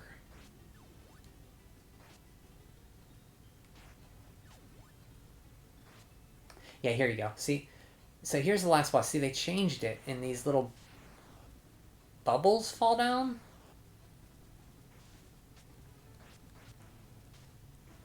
And I could never figure out this pattern. I think I got lucky on them. There is a pattern to it. I just couldn't see it. Oh, poop. So when you die on 6-1, the boss, you do go back to 6-1. So it was an intentional decision to do that. Or they would have fixed it in this one. But yeah, that's Ninja Gaiden on the, or Ninja Ryukenden on the TurboGrafx. Good, I'm glad I play it, but I prefer the NES version. Next up we have another Famicom game which we never got in North America. One that I always wanted to try. I got or I don't have it. I'm sorry. I'm skipping ahead. We did get this one. Well, actually, let's talk about the Famicom one here. We never got this one in North America. I got it for the eShop, the Virtual Console. And this is Miracle Bokutte Upa, playing a fan translation of it. 1988, 1993, because it was also re-released as a cartridge, I believe. It was this system game first, then it later came out on as a cartridge in Japan, and we never got it. Hey, Turbo, how are you? This is the first time playing Brian, it. You please, play as a what? baby. You see you have 2 life hearts there. You jump, you have a rattle, you hit enemies, they float up, and you jump on them to get to other areas.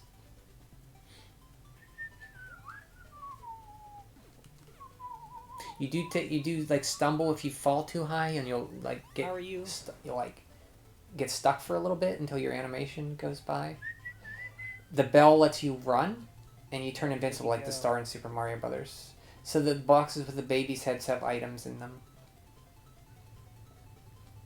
Please shut up. Just kidding. You know I had. See, I'm waiting for this one. I know. It's like high school. Apple all over refills your again. health to full, I think. Little heart refills it by I thought 1. I was done being bullied for playing games. Oh, jeez. Oh. See, I fell too high there, and the whole point of this game is to use the enemies to get to higher objects areas. The rattle's kind of cool. Here. Well, Sam, I'm this just saying, I game's was pretty never fun. bullied for playing games. I understand why we didn't get it. It's kind of weird. Nice. I just bully you for Oh yeah. I think there's 7 late stages with 3 worlds each. 7 worlds with 3 levels. See, and the boss is always this pig thing. Get up. You kind of have like a geometry kind of like bouncing thing. You can, so you want to blow the enemy up and push them into the enemies as projectiles. Like that. Nice. You can increase your life hearts. You see I got an extra one there. I think by getting the Got him. apple thing, it increases your life by 1. How are you, Turbo? What's new? You set the little fairies out and you get to the next I level. saw you were playing,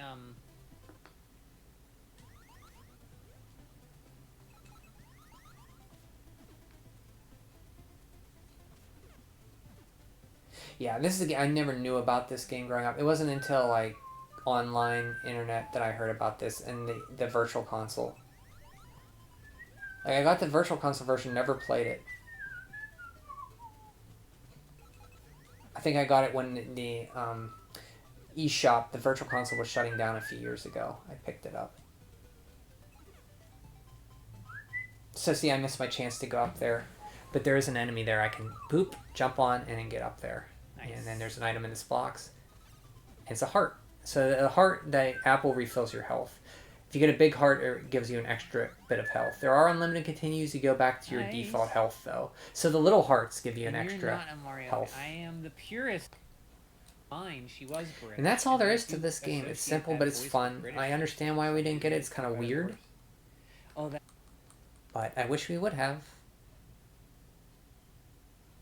Oh, I'm not talking. Oh, crap. I wasn't even sharing the screen. That's a car. There, we'll show some of the screen now.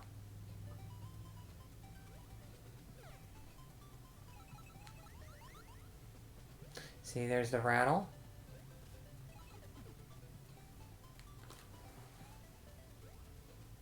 I hope I was sharing the screen there. I'll share a little bit more in case I wasn't.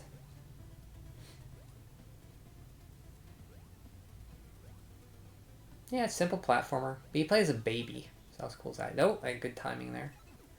And you can shoot the enemies, ride them.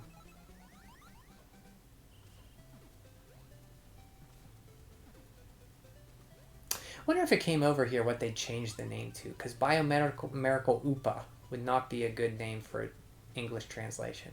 Maybe Baby Upa? Baby Opa?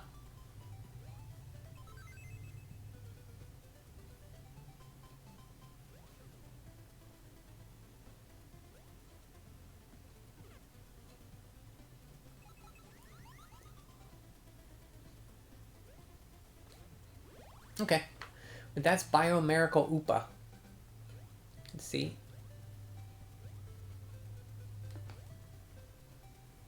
We got 1, 2, 3, 4, 5, 6 games left.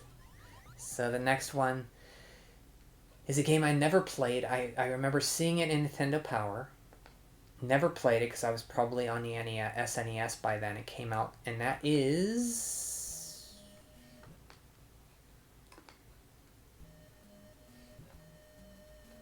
Panic Restaurant. Very late release game by the guy who did D, Keiji Ino, I think his name was, who died pretty young in his 30s, I believe. This was the Taito game, I believe. Odove is the bad guy. I think it's a bad translation of hors d'oeuvre. It's a platformer. Your restaurant's being taken over by this guy, and all the foods come to life. You have stages: appetizer, soup, salad, fish, meat, dessert, and those are your stages. You start at the appetizer. You're going into your restaurant here. You have to take it back over. You see you have a frying pan. You have 2 hit points, 2 lives. Score coins to do your slot machine, like bonus lives, like Super Mario Brothers 2. The hit detection takes a while to get used to. The movement of the character, like always, takes a while to get used to. But once you get through it, once you learn it, you'll get better at the game. The spoon here is a different weapon. You start with a frying pan, and you can get like a spoon that has a little bit more range. And you can get dishes which throw for like a ranged weapon. And you get like this fork that you jump around in like a pogo stick, like on DuckTales. But you can't stop the jump. You always are jumping on your fork. Here's the first boss. It's a Jiffy popcorn thing. He gets mad and he blows his top and this popcorn comes out. Let's say the game is very expensive to get. It's not worth the money it goes for, but it's not bad. I'd say play it on a ROM of it or something, because it's a decent game. It just was so late in the NES life that it's expensive. And here where you get the coins, you use them to get extra lives, full health, fill your health up, or get an extra heart. See, I got 3 hearts there. You can get up to 4, and you get points to get more 1-ups. You do have unlimited lives. Continues. No, you might have limited continues. I think you have limited continues.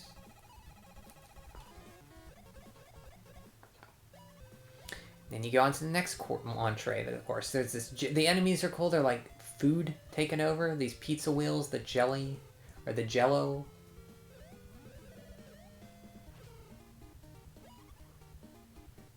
When you die, you do lose your weapon, though. Some of the enemy placement when the screen crawls can be kind of weird. Like, you don't know where stuff's coming until it's right on top of you. This is a bonus game. You gotta catch fish. It's just for points, though. There's 3 types of bonus games. One's the fish.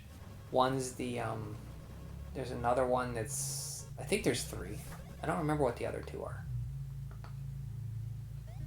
There's the fork weapon. I don't really like too much. Because you cannot jump. It just always jumps. And you gotta be really... See, right there, I jumped on him, but I didn't. The hit detection on that fork is not great. You have to be like... How do you get that?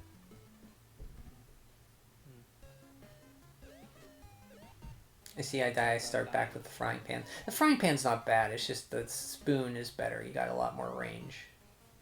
And that's Panic Restaurant, a late NES game, I think by Taito. Keiji Ino, who did D. It's good, it's not great. It's definitely not worth the money it goes for, but it's... Comparing games that came out on the NES in 85, 86, and then up until 9... Like, you could almost convince... Like, this almost looks like... I don't want to say 16-bit, but it's very high late 8-bit looking game. I think, at least. And that moves me on to another Turbo game. This one is one I always wanted to play. I also got on the eShop, but never played it. And that is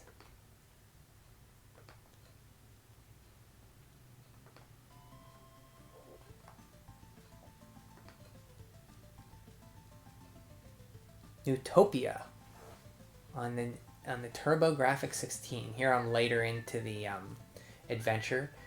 First thing you'll think about is it's Zelda, and it is like Zelda, only it's not as exploration based. The compass always leads you to where you need to go, and there's always somebody who gives you a hint of you have to do this to unlock the next area. You see I have a 1 and 2 like A and B in Zelda. The Turbo games had 1 and 2 buttons, so on my 2 button I had the wand, which is your ranged weapon, and the 1, which is my sword. The sword does increase in damage whenever you get the upgrades in the dungeons. Each dungeon has a different item you can get. The ring there will stun all enemies on the screen. The fire that I'm using with the 2 button will unlock like burning bushes on Zelda. It will burn areas and platforms to unlock secret areas. Go into little caves. That's why I'm burning all this stuff. And they have different guys that tell you hints or give you items. Nothing important, but the hints do tell you, like, maybe go this screen to go to the next dungeon. See, my life is fully maxed. Is when you beat a different dungeon, you get more life.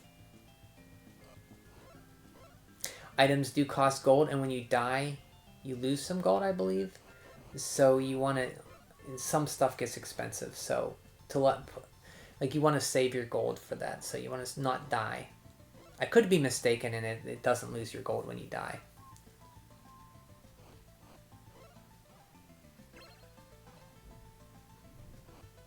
So you can farm as you get hit. So right now you see I uncovered a hidden staircase by using the 1, item 2.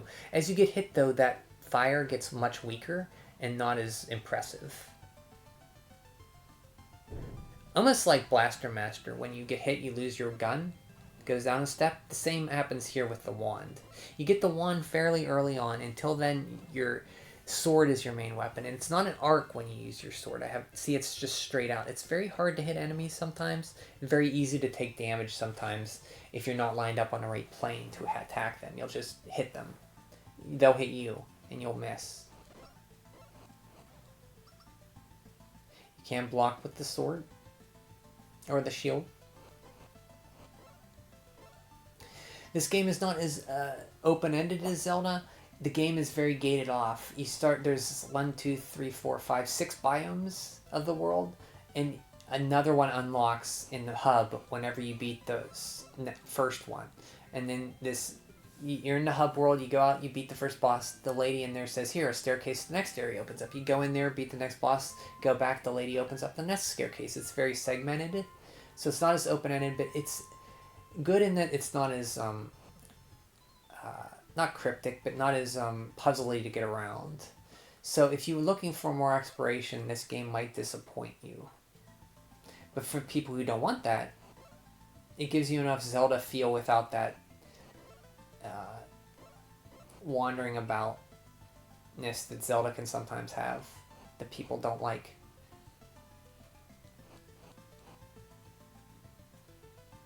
We still have enough. There's hidden bushes, and not bushes, but those things you can burn, like steel and stone items with your bush, which is kind of weird. So the wing will take you back to the safe area. So you want to have a wing in store, almost like a warp ring in Dragon, or a Chamara wing, or in Dragon Quest. See, now I'm using the flute, the bell. I got it. So somebody here told me find the bell. I found the bell. Use it here and unlock a staircase. It'll take you to the dungeon, and that's how you get to the dungeon. So there's stuff like that. Or not the dungeon, I obtained the strongest sword. That's how I got the strongest sword. Yeah, see, I encrypted. Now my strength is increased and I'm trying it out.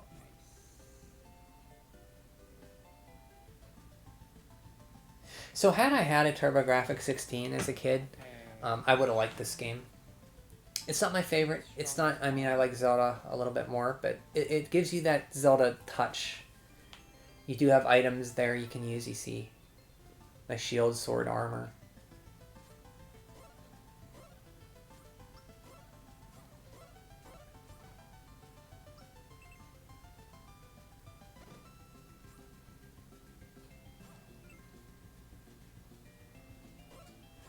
And that's Neutopia. I think I got it on the Virtual Console. Never played it. I got it when the Virtual Console was going out. I got it, but this time I played it on the emulation. And I'm glad I did. So I gotta say, with Bonk and Neutopia, hold on one second. Oops.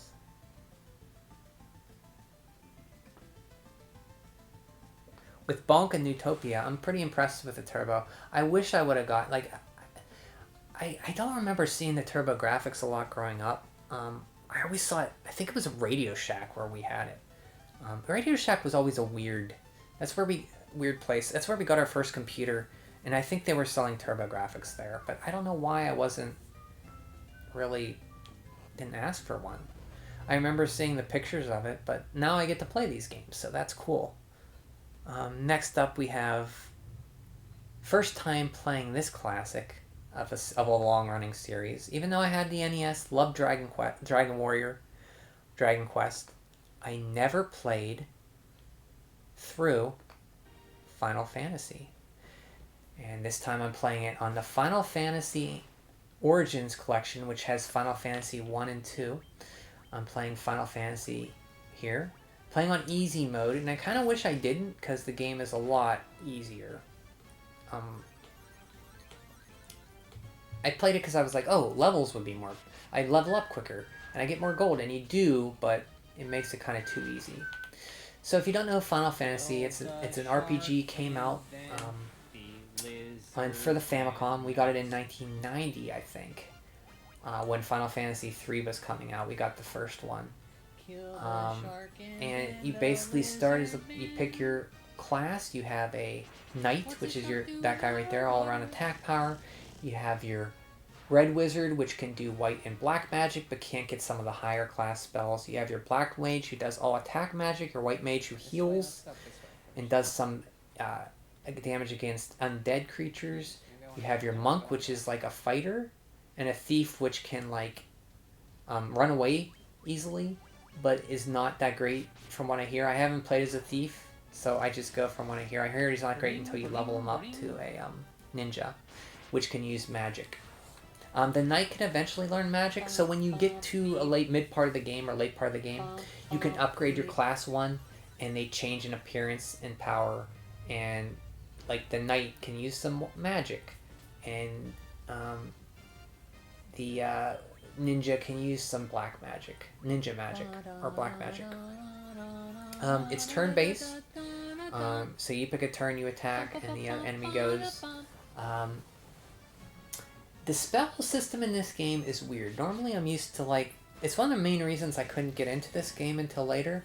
You buy your spells, and then you have charges. All the other RPGs I played before have always used MP, which I prefer, which is like, you learn spells during levels, and then you have a set pool of magic to pull from, and then a certain spell costs some of that magic.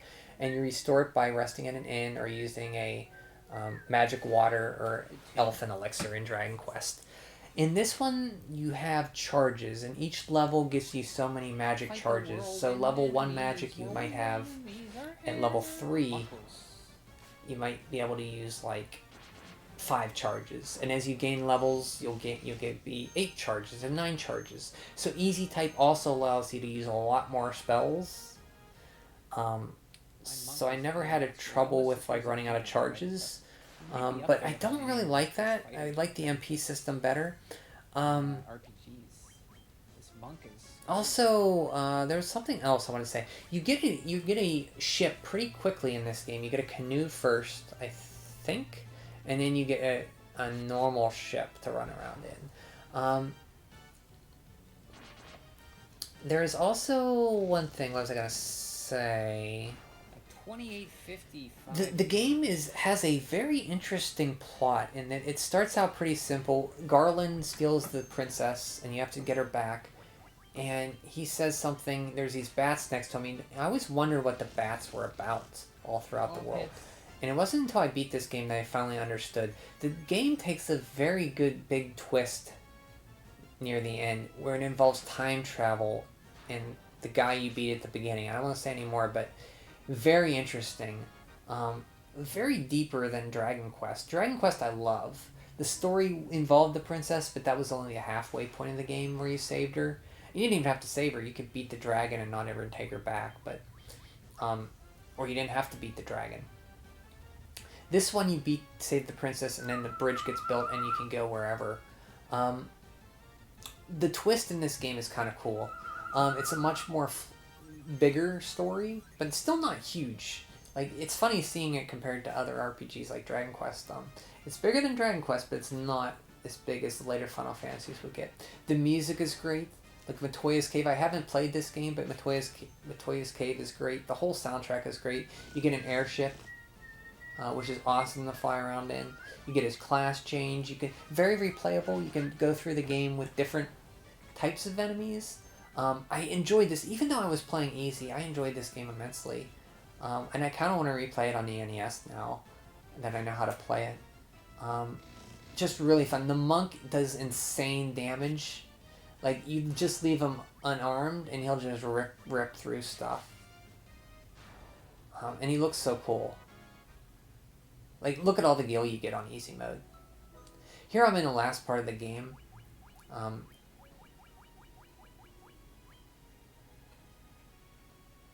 just adjusting the screen. Very fun game. I'm so happy I beat Final Fantasy for the first time. You see my spell charges there. It has a quick save in the PlayStation version. It tells you here are the items, like what items you're missing.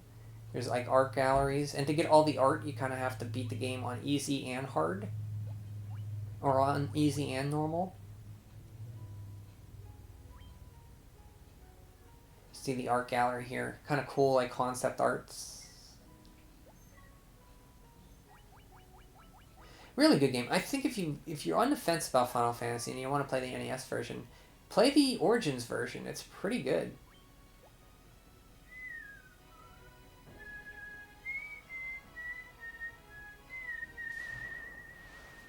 My first Final Fantasy was Final Fantasy II on the Super Nintendo, so I'm very proud to have played this one.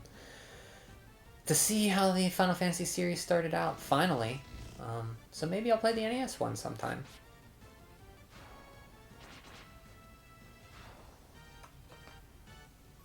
Okay. Turbo, welcome Next back. up, we I'm have sitting on my porch and eating leftover lasagna.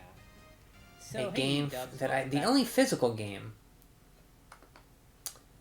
I beat these past 2 months, and that is Tunic on the PlayStation 4. I heard this game was like Zelda. It is not really like Zelda. Let me change. Hold on. Gotta put this screen over. Tunic on the PlayStation 4. I heard this game was like Zelda. It's not really like Zelda. It's more like Dark Souls, which I don't really like. You see me drinking the flask there. The combat's not great. You see, it's not really that fun. I don't like the combat too much. The cool thing about this game is you have like this manual map that you pull. You find pieces of the map. So it doesn't leave you a lot of what you're supposed to do. You kind of just explore and you find a piece of the map manual. You read it. It's in another language, but it does tell you clues of what you're supposed to do.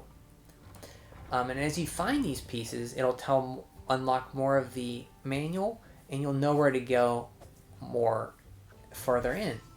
The problem I have with this game is, besides the combat not being very fun for me, is the manual's not written in English. It's in another language. And I got to the point, this is a late playthrough, where I did everything I could, but I couldn't figure out like how to get the other ending. And they list 2 endings in the game, A and B. I got A, which is beat the last boss, which was hard, but that's fine. I did it. But to get the other ending, you have to translate this language or go through the book and go through these little hints. And it wasn't that... It was cool to figure it out, but I don't think I liked it that much. Like, if it was written in English, that would be fine. Because finding the pages is enough. You don't have to make it so cryptic that it's in another language. The exploration is pretty cool. Like, all the enemies, like these guys, they'll tell you to block them. And then you can attack them. And they kind of blow up. Like, the manual tells you all about the game, which is very cool. When you deep dive into the manual and you figure something out, it feels amazing. I just don't think they had to do the different language thing, because when I got an instruction book as a kid, it was in English. I could read it. When I get an instruction book, it's like it's in Japanese. I can't read it. I don't like that. But maybe that was the point. Maybe they wanted it to be in another language, so I can't take it away from them. I just didn't find that fun. So there's things in this game like those hooks. Once you get a grappling hook, you can do that. And they'll tell you these things, and you'll learn about playing the game when you get the pages. I just didn't know where to go a lot of the times, and it was a lot of running back and forth, and the combat between the areas to get somewhere was very frustrating. Yeah, it's a hard game, rewarding, and maybe you'll like it if you like to translate that language. There's a lot of hidden things, like going back there. Like, you got to figure out, like, it's isometric, so you have to check all these areas for hidden stuff.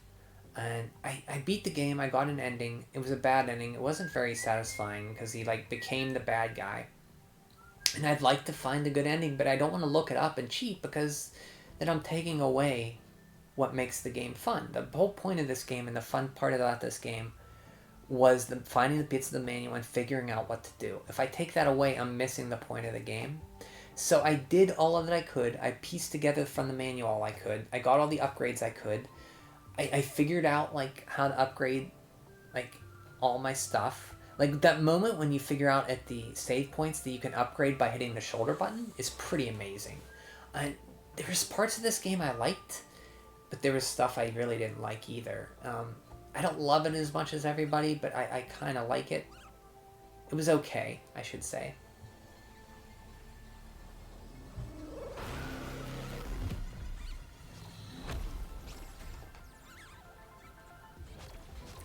And, oh, now we got 3 good ones here coming up. These are the last games. Next up, I talked about an Adventure Island game earlier. So this one is for the TurboGrafx 16, the console that I didn't play growing up. Can I beat my 3rd TurboGrafx 16 game? And yes, I can. This is New Adventure Island for the TurboGrafx CD. Probably the most fair, easiest, best looking Adventure Island game.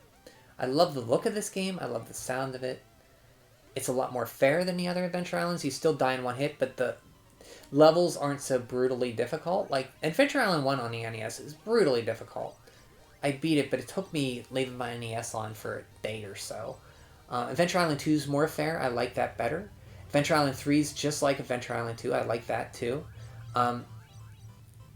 Super Adventure Island's great. The music in that game is so jazzy and funky. Yuzo Koshiro. New Adventure Island just takes what Adventure Island 1 and 2 and 3 did, and minus the dinosaurs. It's like Adventure Island 1, but more fair. And I like Adventure Island 1, but this one is just so much more... Like, it doesn't make me want to tear my hair out. Like, Adventure Island 1 is work, and I enjoy parts of it, but it's a lot of work. And a lot of people like that. I got a great feeling when I beat Adventure Island 1 for the first time, but would I ever play that game again? I don't know. This one I would play again. So you see you have an arrow weapon, which is by far my favorite. It shoots straight, you can mash it, almost like the knife in Ghosts and Goblins. It comes down in an arc. I love this weapon. You got a boomerang, which I don't really like the boomerang as much, because you're left defenseless while it comes back to you. You also have a fireball. You see there, when you hit an item with your arrow and it disappears, or your weapon, do you know there's a hidden egg there? Just like the Adventure Island games. This one is just like those, only new for the Turbo. Still have to get food to keep your life up. And if you don't know, it's an action... This is like Adventure Island. Action platformer, die in one hit, get weapons, shoot frogs, watch out for traps, keep running. This game is made to keep running. The stages are laid out to keep running, so you want to move as fast as you can because you're being timed with the life meter there. And the cycles of the platform is laid out so while you run, if you keep going, you'll normally make them. I can't do that. Usually I do stop and wait. So when you go through, don't run right away. Just run through the level and learn it. But take your time. That's how I play them. But if you watch somebody who's good at these games, they just always run.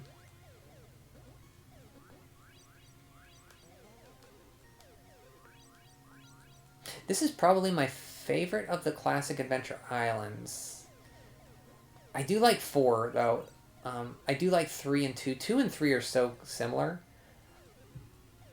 I say if you have a chance to play one of the classic 8-bit adventure islands, I think this one, would give you a better taste in your mouth. Maybe 2 or 3. And if you can play 4, 4 is cool if you like that exploration platformer, jump, explore kind of game, like Metroid. Get to the 3rd area, it's like a boss area. See, I have an axe here.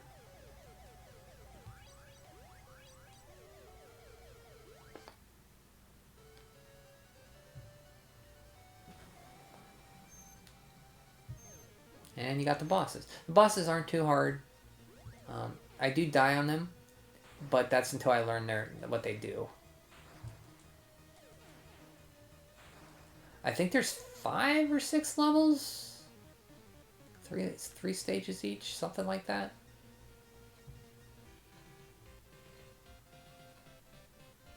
It's fun. I like this game.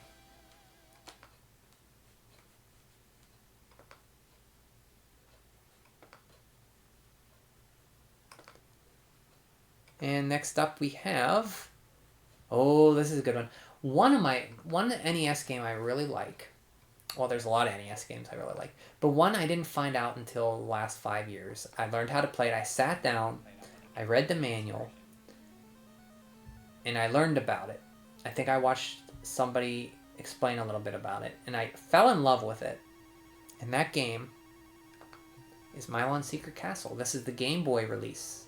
Milon Secret Castle, which improves on the NES one because you no longer have to beat the first boss to continue, I don't think. If you get the key, you don't have to find the key again to exit. This game is, if you don't know, Milon Secret Castle is a Hudson game where you play as Milon. All the people of the music land are kidnapped. And as you get the music bosses and save them, and you beat a bad guy, they play more of the tune in the level. This is the first boss area. I can't do anything right now until I come back. And you have to kind of explore the world. There's doors to go in. And when you're in an area of the game, there's always 3 things you want to do. Always going to be something in an area of the game. There's always going to be a honeycomb, 1. You want to shoot bubbles to unlock money, which is their money, doors, and there is honeycomb, which increases your life. 1 in every room. Nearly every room.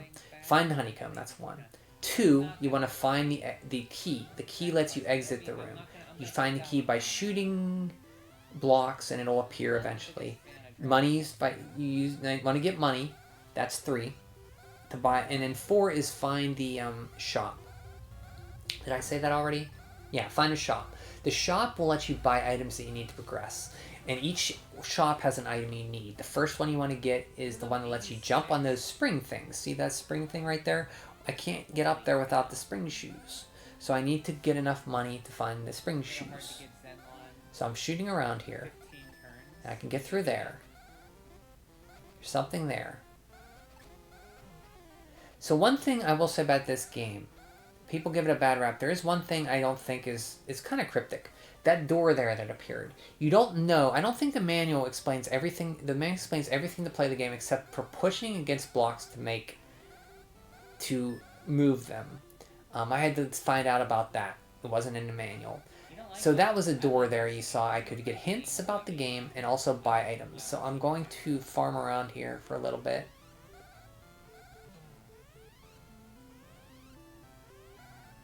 And get some money before I leave. Or I might just go back out and get... Because I have 7 gold. The music in this game is cool. There's not a lot of tracks, but it's very memorable. You always want to fire. Once you figure out you fire at everything, there's the key I need to get out. So now I can exit when I find the exit door. Once you know there's a honeycomb hidden, and you want to get the honeycomb to increase your life, and there's money you want to get, and there's a hidden shop you want to get, and then there's a key and a door to exit. It becomes not that bad. You just go in, find the honeycomb, get your money you can, and find the exit key, find the shop, buy what you can, and then progress.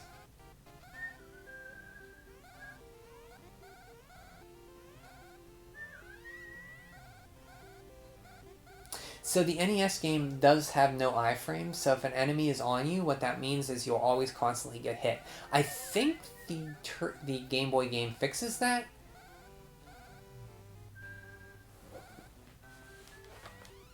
Here I'm collecting money. So there, I bought something. What did I buy there? Jump higher at set springs. So those springs I saw earlier, I'll be able to jump off of them now. Nice. I got the TNT track, Ice Cave, and Ortega. Nice. So you got Ortega back, huh? I'll have to watch that. I've never seen... So see that spring above me there? Ortega. Now that I have the shoes, I can get to different areas with the spring.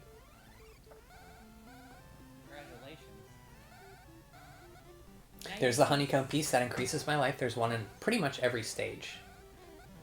So I can't do anything there. I needed my other item to shrink myself. So I have the key, I can leave. Yeah, the Hudson Bee, Annie. So you go around, you kind of hit up, go into doors. It's the first door. I should have went in this one first. So this is where I can get the... thing that makes me shrink when I get hit by the boxing glove. I think that's off screen. So this is like if you like Zelda and platformers, like this is a pretty fun game. Secret entrance in front wall. That's a hint. Secret entrance in front wall. That means you can open it. Bump head to find box. They're talking about the bonus games. So there are bonus games in this game to get more money. You want to get the sharps, avoid the flats, and get the treble notes, the eighth notes, and they give you points, and you get money from those. Ortega just sits and you're her boss. So now that I have the boxing glove, I should be able to... There's the first boss. There's 8 bosses, I think. Once you beat a boss, you get a little crystal ball, and then increases your Bubble's attack power. So that room at the beginning I couldn't get into. I can fight the boss when I get all the conditions, get all the items I need. Then you get the crystal ball, you move on to the next area. Good job, Milon. You see I'm up another level. The umbrella in this game makes your bubble range longer. The Hudson Bee makes you take a lot of hits before it disappears. You're invincible while you have the bee, but after a certain number of hits, it'll go away. Yeah, that's my only secret house. I wish more people would give this more of a chance. Read the manual and learn how to play it. It does have some cryptic parts. The hardest part is like knowing that you had to push the block away and shoot to get the door. That was the biggest stumbling block for me. I wish they would have explained that. It might say it in the manual. I don't remember it though. But yeah, it's a fun game. I wish more people would give it a chance. Brain Juice, hello. Mr. America is that magic. Finally, we're on the last game. This has taken a long time, but I like this. Like, just seeing these games, like, kind of reminds me of what to talk about the game. Because, like, sometimes I'll forget a bit about the game. This kind of jogs my memory. As much as I love these, I don't remember everything about them. And the next game is...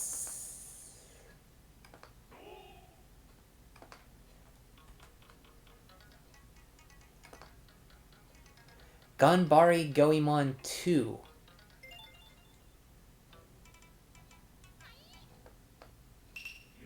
The Strange General Magginesu.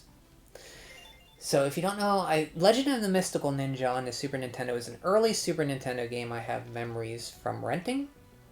Very weird. I didn't beat it until 2018, 19.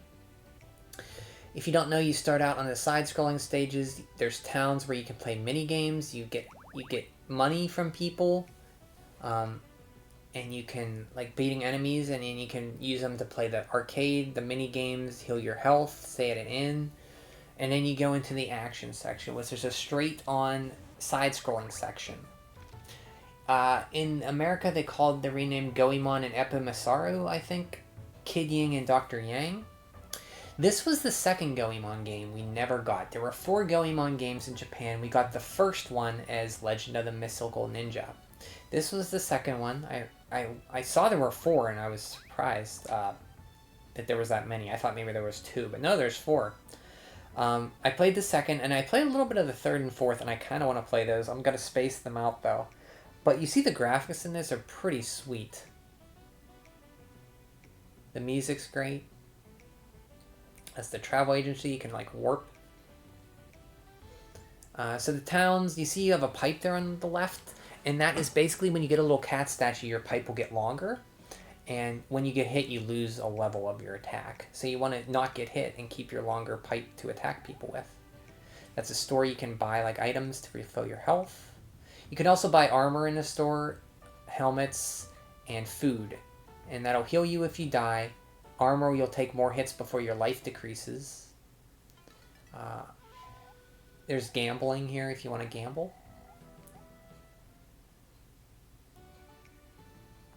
This is just like Legend of the Mystical Ninja, except you don't attack enemies. You don't attack all the enemies on the screen. In the first Mystical Ninja, you attack everybody except for the villagers.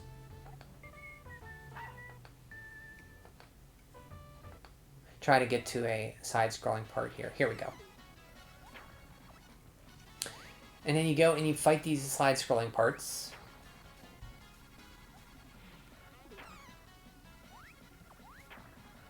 It's a challenging game, but it's fair. It has unlimited continues.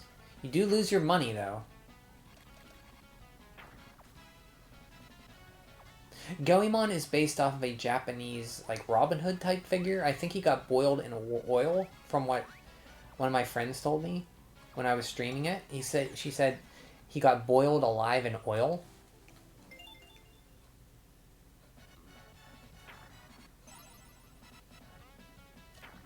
And recently there was a new series developed. The Goemon creator and developer created a new game for Switch we never got last year. I forget. It's basically a spiritual successor to this game, which I'd like to play. But I still want to play Goemon 3 and 4. There's also Goemon on the Game Boy, which I never played. And I played through Legend of the Mystical Ninja on N64, which is like a 3D Ocarina-style platformer. And also, Goemon's Great Adventure on 64 is more of a 2D, 3D kind of platformer. It's a 2D platformer with 3D models, and it's pretty fun too. I like that one more than the Mystical Ninja 64 game.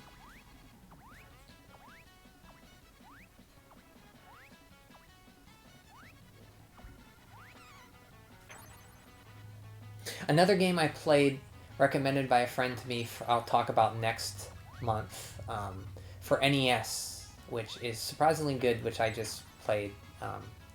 Has Goemon vibes.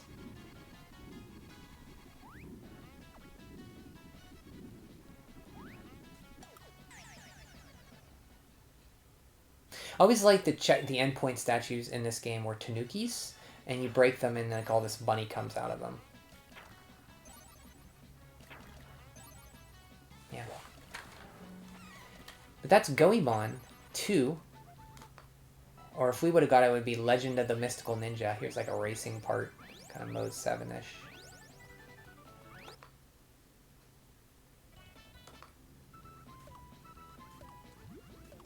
But I'm going to end it here. Thanks for joining me. This has been over 2 hours. Wow. I either need to do these more frequently, because I'm going to be streaming a lot of games from ROMs lately. So if I do this, if I play a lot of wrong games and I beat them, I have to either do these more frequently so it's not so long. So if you've watched this long, thank you. Or if you skipped ahead, thank you. I want to thank everybody. Have a great rest of your day. And I'll talk to you all next time. Take care.